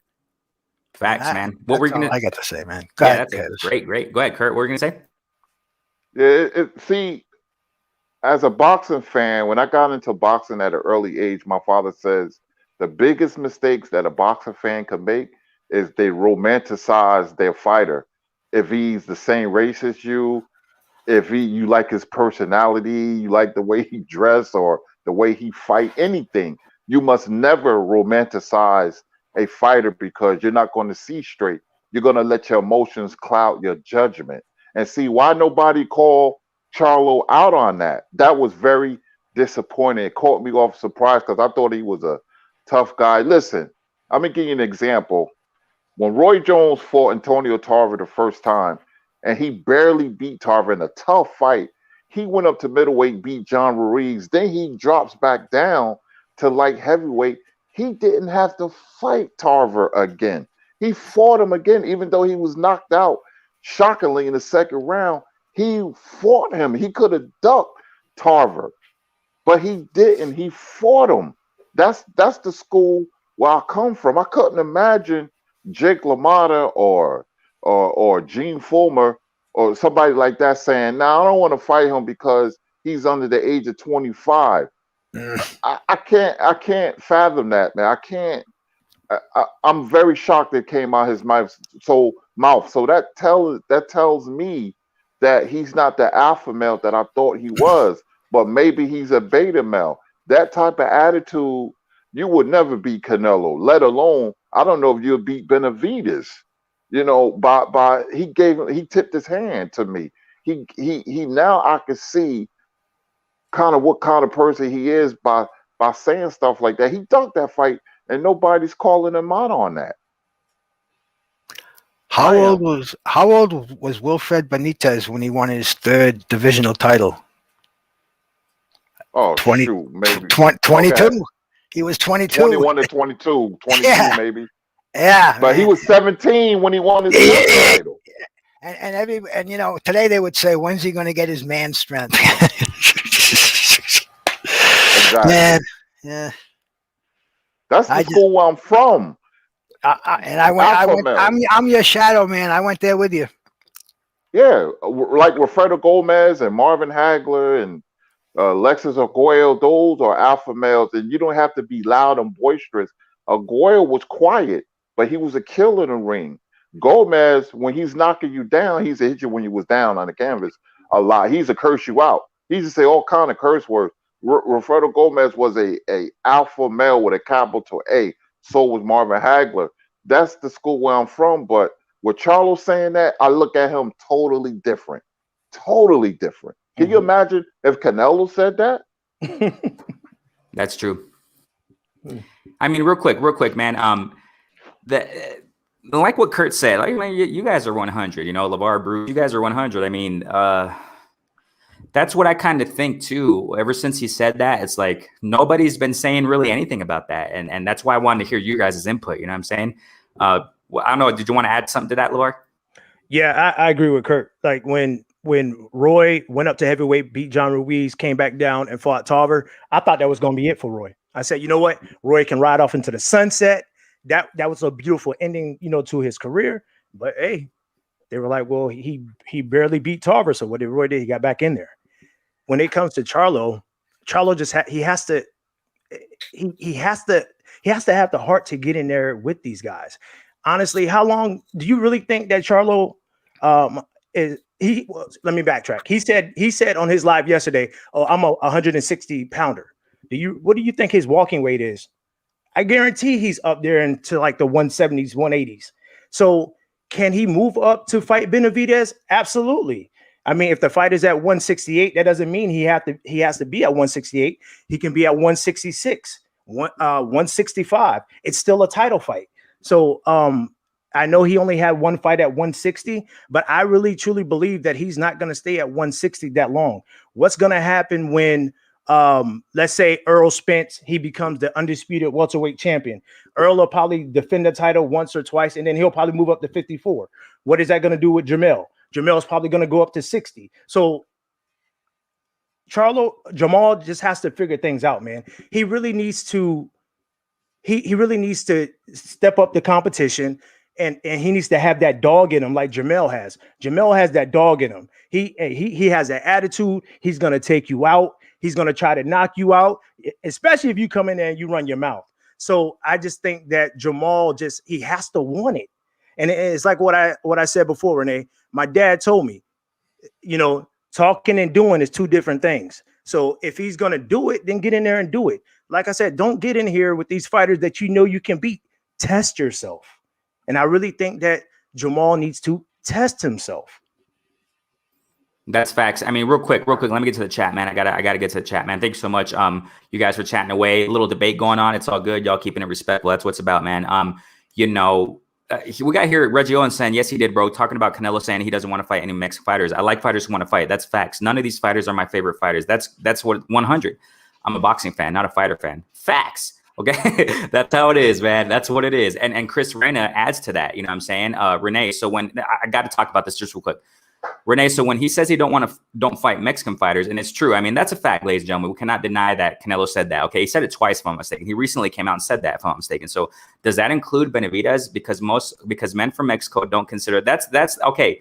I want to talk about this real fast. Mexico don't consider Mexican from us Mexican. They say we're Chicanos. Exactly. I mean, for example, Abner Mares.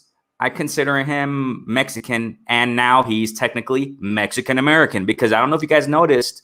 If you guys saw that in social media, whatever. Abner Mares came out and was proud and coming out. Great accomplishment. Hey, hats off to Abner Mares. I congratulate him. Now, if I'm not mistaken, he did like an oath to be I think he's a citizen now or a resident. I don't remember exactly, but technically speaking, from what I understand, Mares was, he was getting his paperwork fixed to be an official American, if I'm not mistaken. So technically speaking, Mares, I don't know the whole background of it, but I think he was a 100% Mexican native.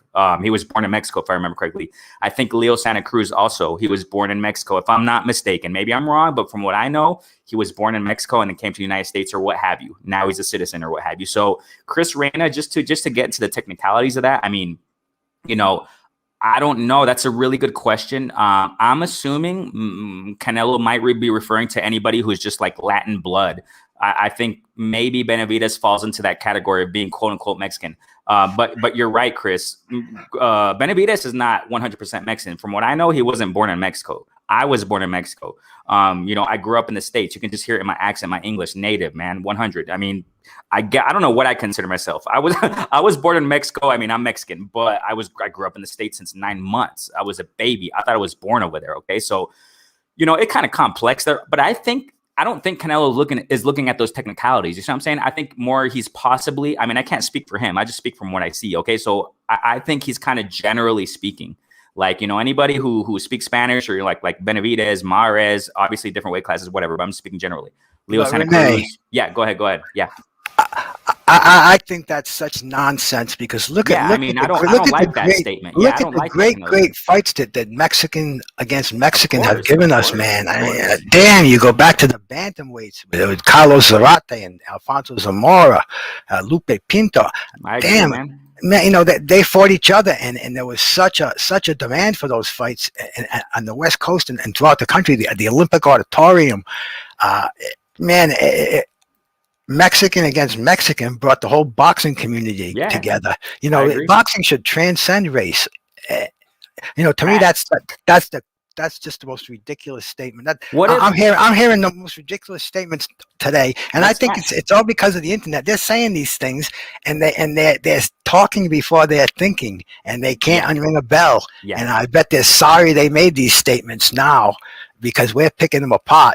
But that's the way it is today. That's the world we live in. No, I think this is the first time in Mexican boxing history a fighter has even said something like that. Okay, as far as a Mexican, I'm not going to fight a Mexican. I mean, what? Okay, I mean, I agree. What? Okay, no, I agree. And just imagine Wilder or I don't know, Floyd Mayweather coming out and saying when he was boxing, I'm not going to fight an African American. It's like, what the heck? They would be lynched almost, by the media. They would be sacrificed, bro, by the media. They would take them. The media would take them apart. They would say, "What the heck are you talking?" I mean, they would, but I don't know why. Like Canelo's not really. I don't know. And I know it's a controversial thing.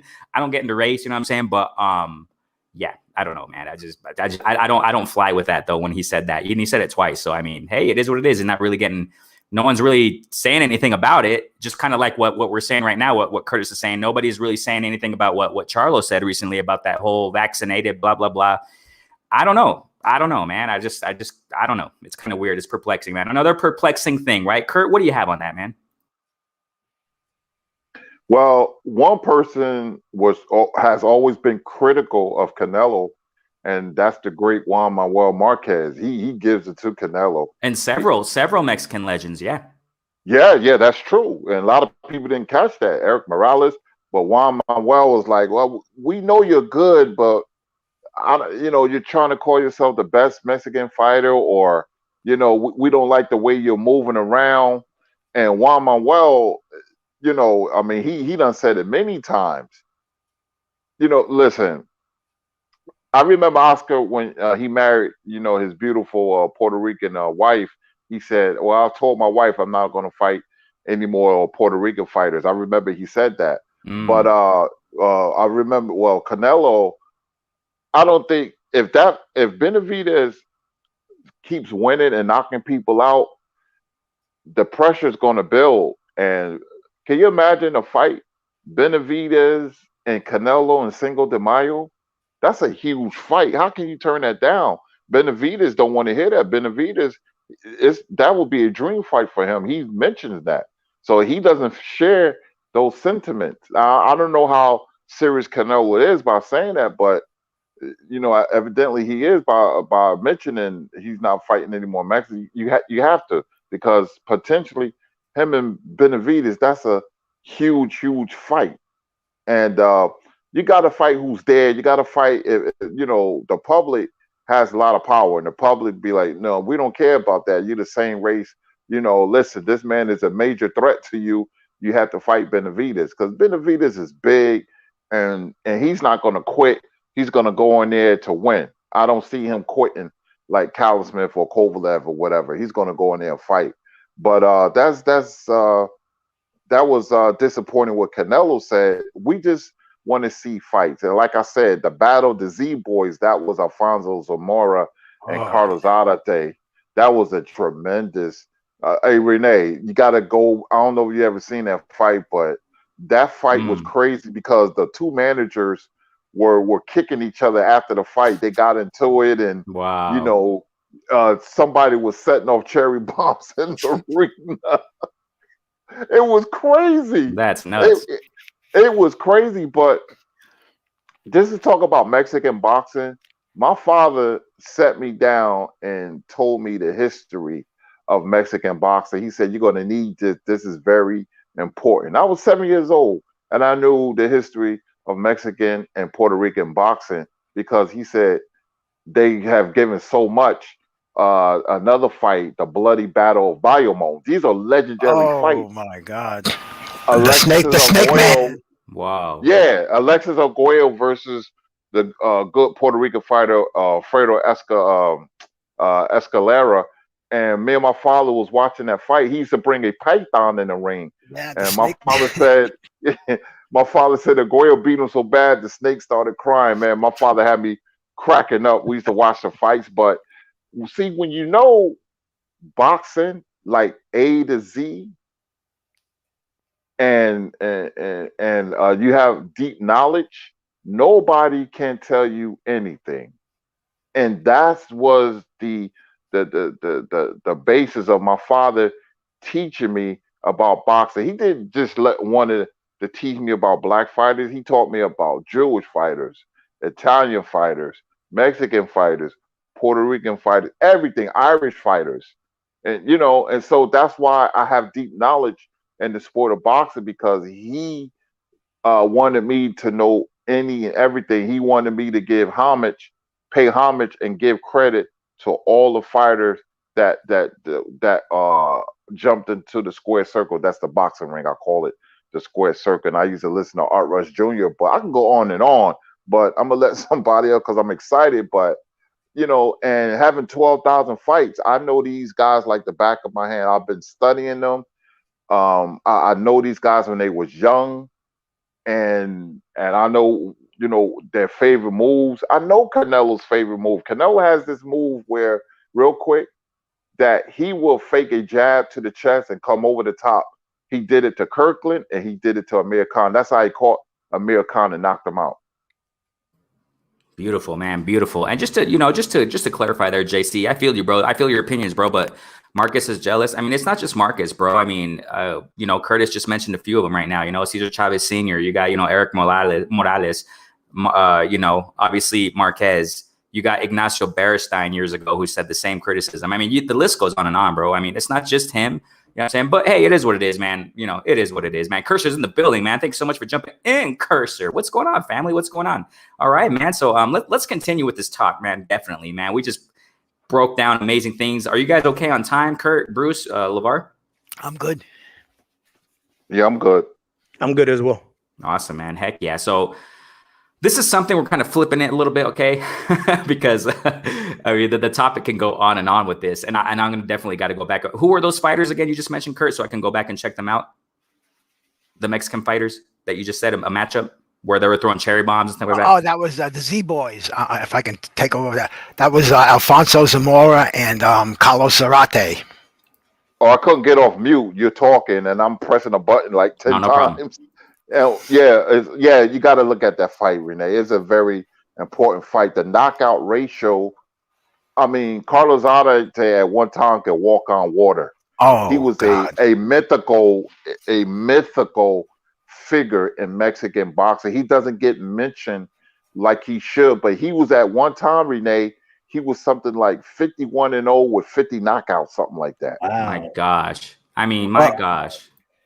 His fight with Wilfredo Gomez was touted as going to be the collision. That was supposed to be the fight, Curtis. You recall that one? Let me tell you, so I was at the Capitol Movie Theater. Me and my father was on the edge of our seats. Wilfredo Gomez was like 26-0 with 26 knockouts, something like that. And Zarate was 52-0 with 51 knockouts. I'm close. 49 knockouts, something. I'm close. The records. And you're close enough, man. The Roberto Clemente Coliseum, and when Gomez hit him and those knees buckled, the theater went berserk because you had Mexicans and Puerto Ricans. You had the playing of mariachi and salsa. It was just a great night of boxing. Me and my father was there. We were so excited, and the arena erupted when Gomez, because Gomez would hit him when he was down. Gomez was famous for elbowing people. I'm telling you, Gomez was mean. Oh, he knocked out. Yeah, that was Wilfredo Gomez.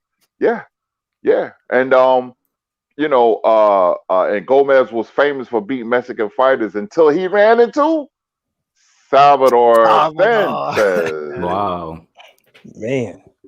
I just love listening to these guys, man. I know. I look, Renee, I'm sitting here right now with my notepad and my pen, and I'm writing things down.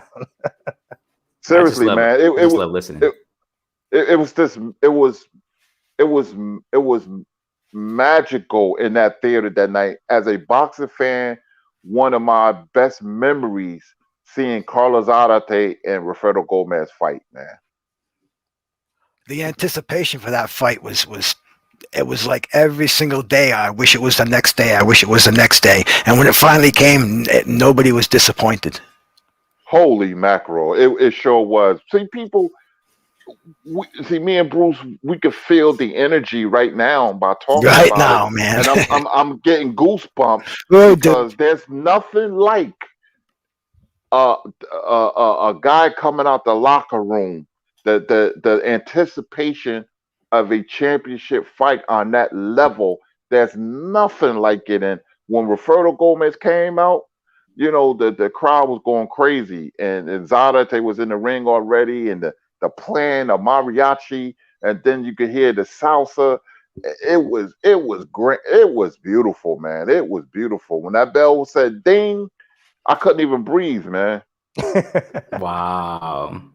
I love it. Yeah, I'm gonna definitely go back and watch that. And I capture ladies and gentlemen, for those jumping in, I see you guys, man. Candy Slim, I thank you guys so much for jumping in, man. Awesome stuff, man. We're just talking boxing. Y'all know what it is in this platform. So I capture some of that, what you guys are saying, that excitement, that emotion when I go to Three Wise Men of Boxing, and when you guys break down the fights and the anniversary we're going to see tonight. I mean, I capture some of that, and I go back and watch some of these fights that you guys recommend, and I'm definitely going to have to watch that, man. The Z brothers, actually, we have here JC saying that Carlos Arate and versus Alfonso Zamora. Carlos was 46 and Alfonso was 29-0. Wow, both of them undefeated. My gosh. And don't forget that Alexis Arguello and the Escalera fight too, man. That's an all-time classic, and you'll want to watch that a couple of times. Man. And you know, the thing was too, even if you didn't know them, Wide World of Sports would introduce you to these fighters that to take you back to their homelands and show them prepping for the fight. So we got to know these fighters, and they became a part of our household. That's how big boxing was back then, and that's how big those fights were. Am I wrong, Curtis? No, you're exactly right, man. It was like a mini documentary. You met the family, or showed you where he was born, the slums where the fighters came from, his background, and then the fight. Everything was just perfect, man. I really miss those times, man. And when I watch an old fight, it seems like I'm living again in the time machine. I'm going back, and I can remember what I was doing. And all those fights, man, Ruben Olivares, man, and Bobby Chacon and Bazooka Limon. I mean, it was just a beautiful time to be a boxing fan. It's funny because when I got married the first time on my honeymoon, it was the Bazooka Limon Macho Camacho fight. And my wife wanted to hear that. I said, no, we got to go back to the hotel because I want to see how much Macho's in there, because he's taking on Bazooka Limon, and I think that might have been the beginning of the end for that marriage. But anyway, it was Camacho danced circles around Limon that afternoon, if I recall. But man, boxing came first. That's the sad part of my life. Boxing always has come first. The beautiful part and sometimes the tragic part. Yeah, I remember I used to watch Galavision, and it was, I think Renee would know, it was an old classic Mexican channel. And who do I see first before he fought in America? Some guy by the name of Julio Cesar Chavez. And I kept watching him, and he was fighting in Mexico in these smoky arenas. And then they announced he was going to fight Roger Mayweather. That was going to be on CBS Sports. And I told my friend, they said, well, who's Roger fighting? It's like some guy named Chavez. And then they was like, Roger going to knock him out. I said, I don't think so. I said, I think this dude going to cut Roger down like dry weeds, man. And he knocked Roger out in the second round. And that was the birth of Julio Cesar Chavez Sr. Wow. Yeah, I used to play with the TV back then too, and try to get the Spanish stations. And one night I was playing around with it, and I got the fights, and the main event was Bobby Chacon and Arturo Leon. And man, it was I couldn't understand a word, but man, I could certainly understand the fight. It was a great fight. Chacon ended up knocking him out. Man, it was just a great time to be a fight fan, because like I said, I had no idea that there was a fight on, especially of this caliber, and I'm just playing with my Arturo Frias. I'm sorry, not Arturo Leon, Arturo Frias, and I'm just going through the channels, and I caught it, and a couple of phone calls. Hey guys, turn on channel 166. We got a great fight coming up, and that's the way it was in those days, Like Curtis said, man, it sends shivers up my spine thinking about it, and I got to come back down to earth here. It's all right. It's all right, man. Real quick before we continue to the next topic, JC, I gotta ask you guys, Kurt, Bruce. He's been asking. Renee asked the panel about Jose Napalos. Mantequilla. Yeah. Jose Napoles. Great fighter. Go ahead, Bruce. Jose Napoles, Mantequilla, a great fighter. What can you say about him? Was it Carlos Palomino that took his title? Palomino. Yeah, Carlos Palomino, man. those were fantastic times for boxing. It was international.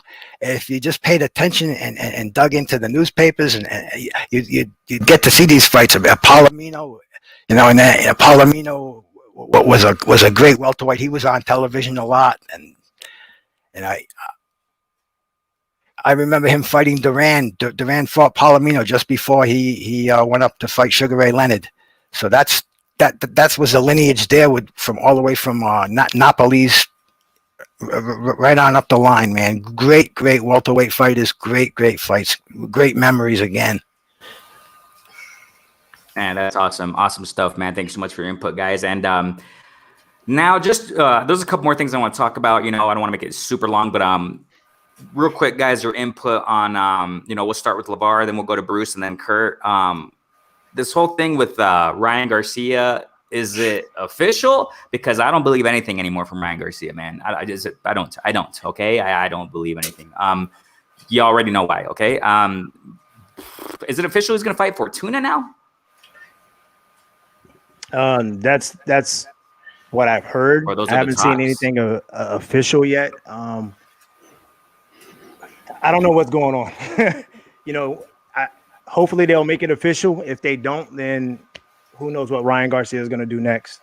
I mean, only Oscar knows that question. So if it happens, I think it'll be a good fight for Ryan.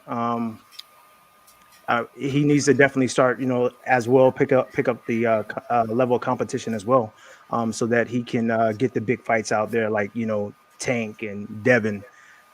So I just think that Oscar is going to guide him and do him like he did Canelo. And Kurt, you mentioned it earlier that how you believe that Oscar held Canelo back from the big fights. I just hope that Oscar doesn't do that with Ryan. But then again, who knows what's going to happen with Ryan Garcia. So hopefully soon they'll make that fight they're official. But if not, then I guess we're just going to have to wait and see. You think he's ready for Javier Fortuna, man? Do I think he's ready? No, he has some mechanics that he definitely needs to go back to the drawing board and fix. He got dropped by Campbell. Campbell, he set that up very nicely. Ryan is the type of fighter where he just wants to get in there and fight. He kind of sort of really doesn't care, but you got to be careful. He definitely needs to be careful, because if they can match him up with one bad person, and every puncher has a chance, right? So he just has to be careful. Is he ready? Only time can tell. If Ryan is saying that he's ready, then put him in there. Let's see what he can do. Pretty much, man. If it becomes official, Bruce, what do you got? You think Ryan can take Fortuna? Ryan's it's been a great sales job with Ryan. Since he beat Campbell, he thinks he's on the top of the world. He's mentioned with the top four lightweights, the so-called kings, which I really hate to say, but Fortuna's a good fight. He's got that interim. Was it the interim WBA lightweight title or WBC, or whatever one it is? But he can't go back. He's got to fight better competition. They're selling us all the hype with him. They're selling us this big sizzle, and now we want to see what the steak is like. And he's got to get in there against us. He's got to get in there and prove it to himself. He's chirping the chirp ever since he beat Campbell. He was on with Mike Tyson. He was calling out Tank Davis. He called out Devin Haney, and Manny Pacquiao fight was almost going to be the event with him, and now it's Fortuna. So enough of your talking. I'm really not even paying any attention to him anymore. Let's fight. Not hype it, fight it. Yeah, if it becomes official, Kurt, and I don't really like to talk about that, but it's coming out and it's possible, but really hard for me to see that. Do you think that fight will even happen, Kurt? And who do you think? How you think Ryan's ready for that, for Fortuna? That's a very tricky fight, because Fortuna is so awkward and smart, because of his style. That's a dangerous fight for Ryan. A young fighter fighting guys like Austin Trout and Isaac Chilemba and those awkward guys. They ain't nothing fancy about them, but they can give you a lot of trouble If Fortuna's on the top of the game, that's a upset. He can beat Ryan Garcia, but I don't know if that's got fight's gonna come to fruition. I don't like you, Renee. I don't believe nothing Ryan says. Ryan been playing all of us, man. And if it does happen, then that could be a tough fight. I still favor Garcia, but I wouldn't be surprised if Fortuna won the fight. Speaking of this, kind of connects to Pacquiao.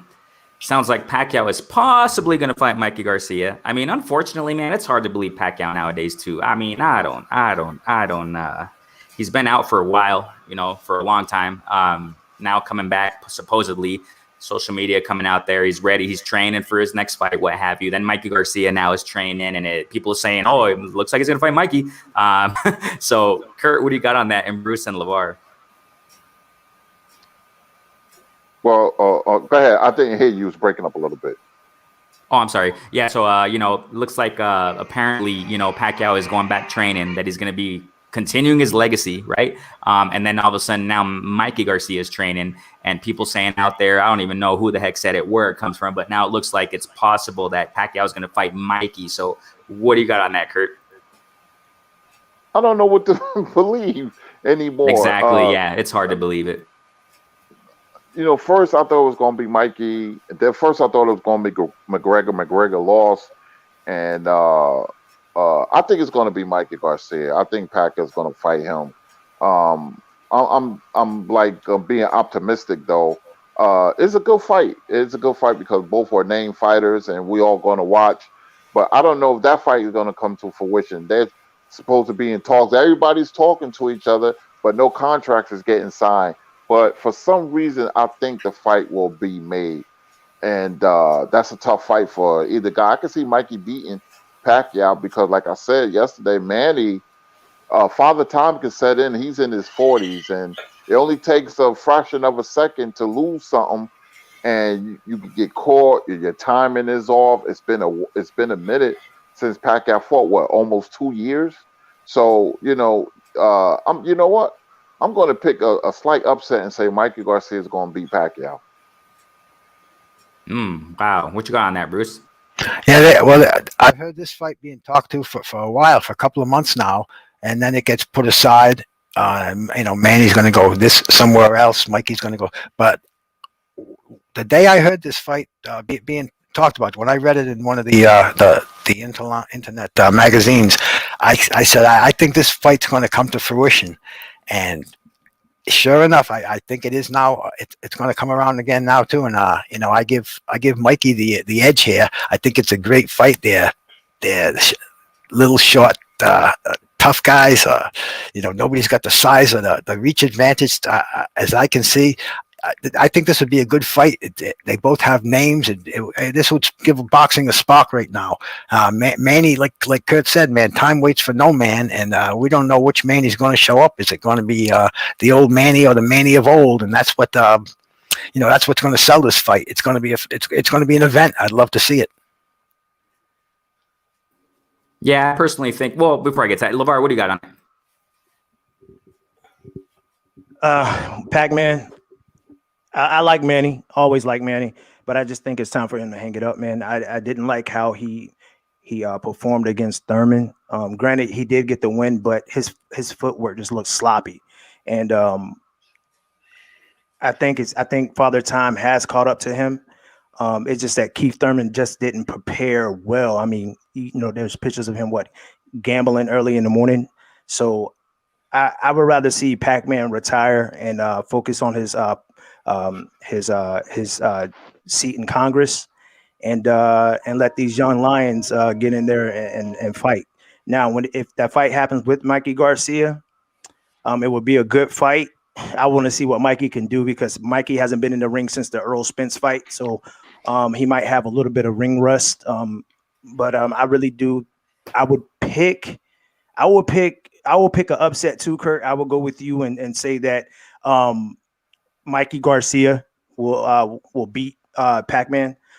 Just due to age. I just really think that Father Time has caught up to him, and I just didn't like what he showed in the Thurman fight, and I believe that he did a better job against Mayweather. But in that Thurman fight, like I said, he was his footwork. He was just looked sloppy and jumping in, jumping out, and it seemed like he wanted to trip over his own feet. So I'll pick Mikey for the win. Yeah, I agree. I mean, I think Pacquiao, just generally speaking, I think he should just leave, man. Speaking about, this is one of the reasons why. Oh, he wants to fight McGregor. No, he wants to fight Ryan Garcia. No, the belt is stripped from him. Whatever they call it, champion in recess, whatever they want to call it, stripped from him, taken away, whatever. So I just want to see him. I don't know. I'm not really too hyped up about Pacquiao anymore, really. But hey, if he fights Mikey, it would be interesting. You know what I'm saying? And but we'll see what happens, definitely, man. And just to top this off, man, we'll go to Kurt again, Bruce, and then LeVar. Oscar Rivas. He's talking about wanting to stay active. If I'm not mistaken, he fought Dillian White around that time. Dillian White popped dirty. And he barely won. Dillian White barely won Oscar Rivas. I think that, stylistically speaking, Oscar Rivas needs to work on some things, quite flat-footed, just typical 1-2 puncher, doesn't have much combos, going downstairs and upstairs, not too dynamic in my humble opinion. But do you think Oscar can make it, up there in the rankings in the heavyweight division? Yeah, Oscar's not a bad fighter. Like you say, he just needs to work on some things. And this goes back to me saying that fighters are inactive and doesn't fight the best competition, and they don't realize, or maybe they do that. When you do that, when you're active, you sharpen your tools. And he, with the heavyweight division not being that talented, you have Fury and Joshua and Wilder, of course. Then you got Ruiz. He could make some noise. Him and Ruiz will be a good fight. I still favor Ruiz, but I would love to see that, or Ortiz versus Rivas. Rivas is not bad. If he gets with a good trainer, he can make a little noise, because he barely lost to Dillian White. So if he trains, he could be middle of a pack. Maybe he could surprise a top heavyweight on a good day. Rivas can. So Rivas is not a bad fighter at all. I like him. Yeah. What about you, Bruce? Yeah, no, he's named competition. If nothing else, he gets with a new trainer. He did great against. I thought he did great against Dillian White. He dropped him in last round, and Dillian popped. He couldn't find the B sample, so that fight should have been just declared a no contest right there. But yeah, Rivas has got to get active. He's got a name there, and there's a lot of young lions in the heavyweight division. You talk to Mr. Boxing today too. He'll tell you about all the fights that Rivas could take right about now. But now's his time. He's at that age. He's got the name. He's just got to get out there and get the fights, because there's a lot of action, especially overseas, especially in the UK, man. They need heavyweights with names up over there for competition for their champions and their contenders. But that's the hotbed for heavyweights right now. So Rivas he's got plenty. He's got the time now is for him to make a move. Matter of fact, that's kind of why I want to talk about him right now and hear your input, because he did come out saying that he wants to be active. He wants to, start making a name, what I'm saying, a bigger name than he is right now, which is, he's getting up there. So I got hopes in this kid, man, and this guy, or this man, right? He's not a kid, right? But LeVar, what you got on him? Hey, he's a nice solid fighter, man. And I think with him going against Severa Lewis, this is a right step for him. They fought back in September 9th in 2016, and Rivas won by split decision. So he should be able to take Lewis out, because Lewis has been inactive for almost 4 years. Like his last fight was back in wow. I'm sorry, they fought June 8th, 2012. But Lewis's last fight was September 9th of 2016. So he's been out of the ring. So Rivas should be able to take him out. And then you're right, if he gets the right trainer, the sky will be the limit for him, especially if he stays disciplined, he stays hungry. He can make some noise up in that heavyweight division. Yeah, I got my eye on him. I got my eye on Oscar Rivas. I like him. I like how he fought against Dillian White. The whole popping dirty Dillian White, dirty cheating in that fight. But hey, it is what it is, right? I mean, unfortunately, Oscar lost that one. I think it was I think they should have definitely done a no contest, like you said, LeVar. But hey, boxing is corrupt. It's kind of dirty sometimes, but y'all know how that goes. So, man, any last words, man? We're gonna close it, man. We almost got 2 hours going here, man. Kurt, any last words, historian?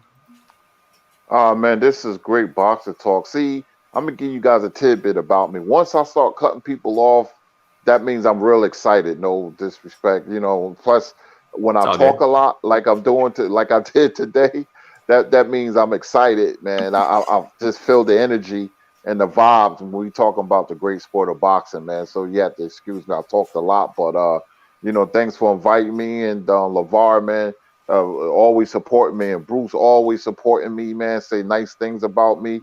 So Yes, I have nothing but nice things to say about you guys, man. And Renee, you're very unbiased, man. And that's what we like, man. And I don't like to see biases and race and all that other crap. This is boxing. This is where I go to enjoy myself, man, and get away from the world ills, man. Just for a little while at least, man. This boxing is pure, and I love to be on the panels, man, and I love talking boxing, and with you guys, man. You guys put me in a good mood, so thank you very much, and thanks for the chat. Yeah, Kurt, go ahead if you want to expound on where they can find you. I'm sure everybody knows, but Absolutely, you can find me. I usually get on about 5:30 on Blue Blood Sports TV, Eastern Standard Time, Monday through Friday, Thursday night to night. Stormy B, man, Three Wise Men of Boxing, me, Stormy, of course, and Scrapbook Boxing. Tonight we have an anniversary show, the Mike Tyson and Buster Douglas anniversary show.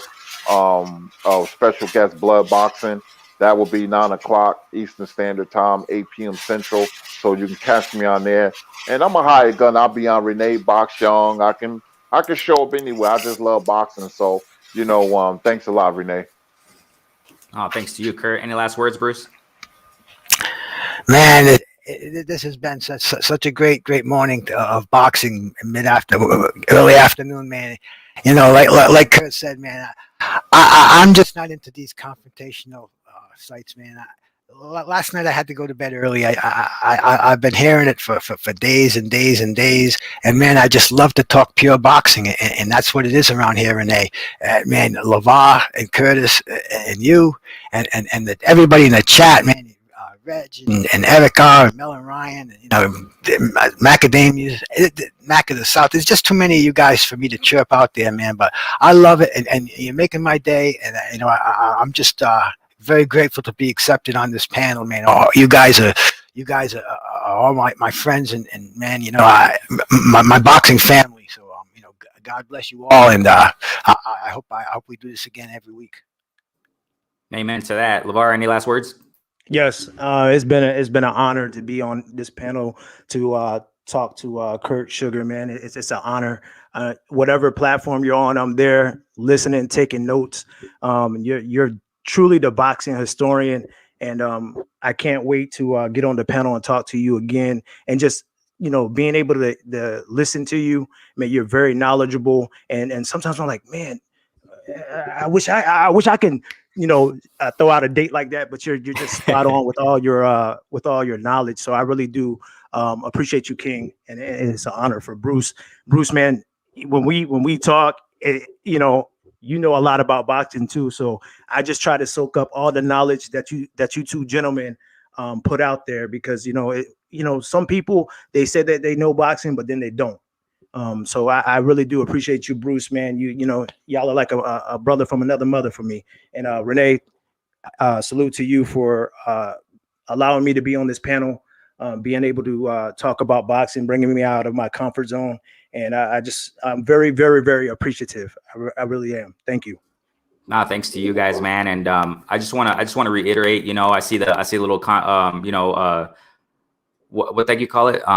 Debate in the chat. And I appreciate you guys being respectful about it, man. Y'all go ahead and debate, do your thing. You know what I'm saying? And JC, Reggie Owens, I really appreciate how you guys are respectful about it. You know what I'm saying? And that's what we're bringing here, ladies and gentlemen. We're bringing newness to this game. You know what I'm saying? this platform is just, you know, it's all in a mature fashion. You know what I'm saying? Level-headed. We're all adults. We're not kids. You know what I'm saying? Y'all ain't kids. And I appreciate how you guys are bringing that. You know what I'm saying? The chat, everybody. And that's what it's about. We all grow from each other. Maybe we're wrong in something. I'm wrong. I'll speak for myself. Maybe I'm wrong in something. You know what I'm saying? I admit it. I don't care. I don't care if I'm wrong. That's how I learn. I'm not the type of person to say, oh, yeah, I'm always right and I'm always doing it. Of course not, man. I'm a human being. You know what I'm saying? Yeah, y'all check me. You know what I'm saying? Check me, Curtis Anderson, when I'm wrong. Bruce, check me when I'm wrong. LeVar, check me when I'm wrong. I'm learning Same every here. I've been around for a while. You know, there's a lot of stuff in my head, but there's a lot more to learn, and I'm learning every time I get on here with all you guys. Yeah, and I appreciate you guys, man. Thanks so much, Kurt. And you already know, Kurt. I'll just keep throwing you them links whenever you want to jump on. You already know, bro. I'll keep throwing you those links. I'll send you the messages. You know what I mean? And always welcome here, everybody, man. Thank you guys so much, man, for jumping in. Renee Box Young, everybody who is in the chat, man, y'all are awesome. You know, and share this. Like I said, I reiterate, ladies and gentlemen, we're doing new things here. Those who are new here, go ahead and share this platform, man. We're spreading it. You know what I'm saying? We're spreading the positivity. We're growing from boxing and applying it in our lives, man. Everybody stay safe, please. Okay, it's crazy times. You already know. Take care of your health. Take care of your well-being, you and your loved ones, your family. You know what I'm saying? Because that's what it's about. We care for you all. You know what I'm saying? We are a community. We are a family. So Renee Box Young, peace out. LeVar, Bruce, Kurt, everybody. Peace out. Till the next one, family. Be safe. Peace. Hey, can you guys just stay for like 30 seconds? Hold on, okay, after this. No problem. Yeah. Oh, moment here.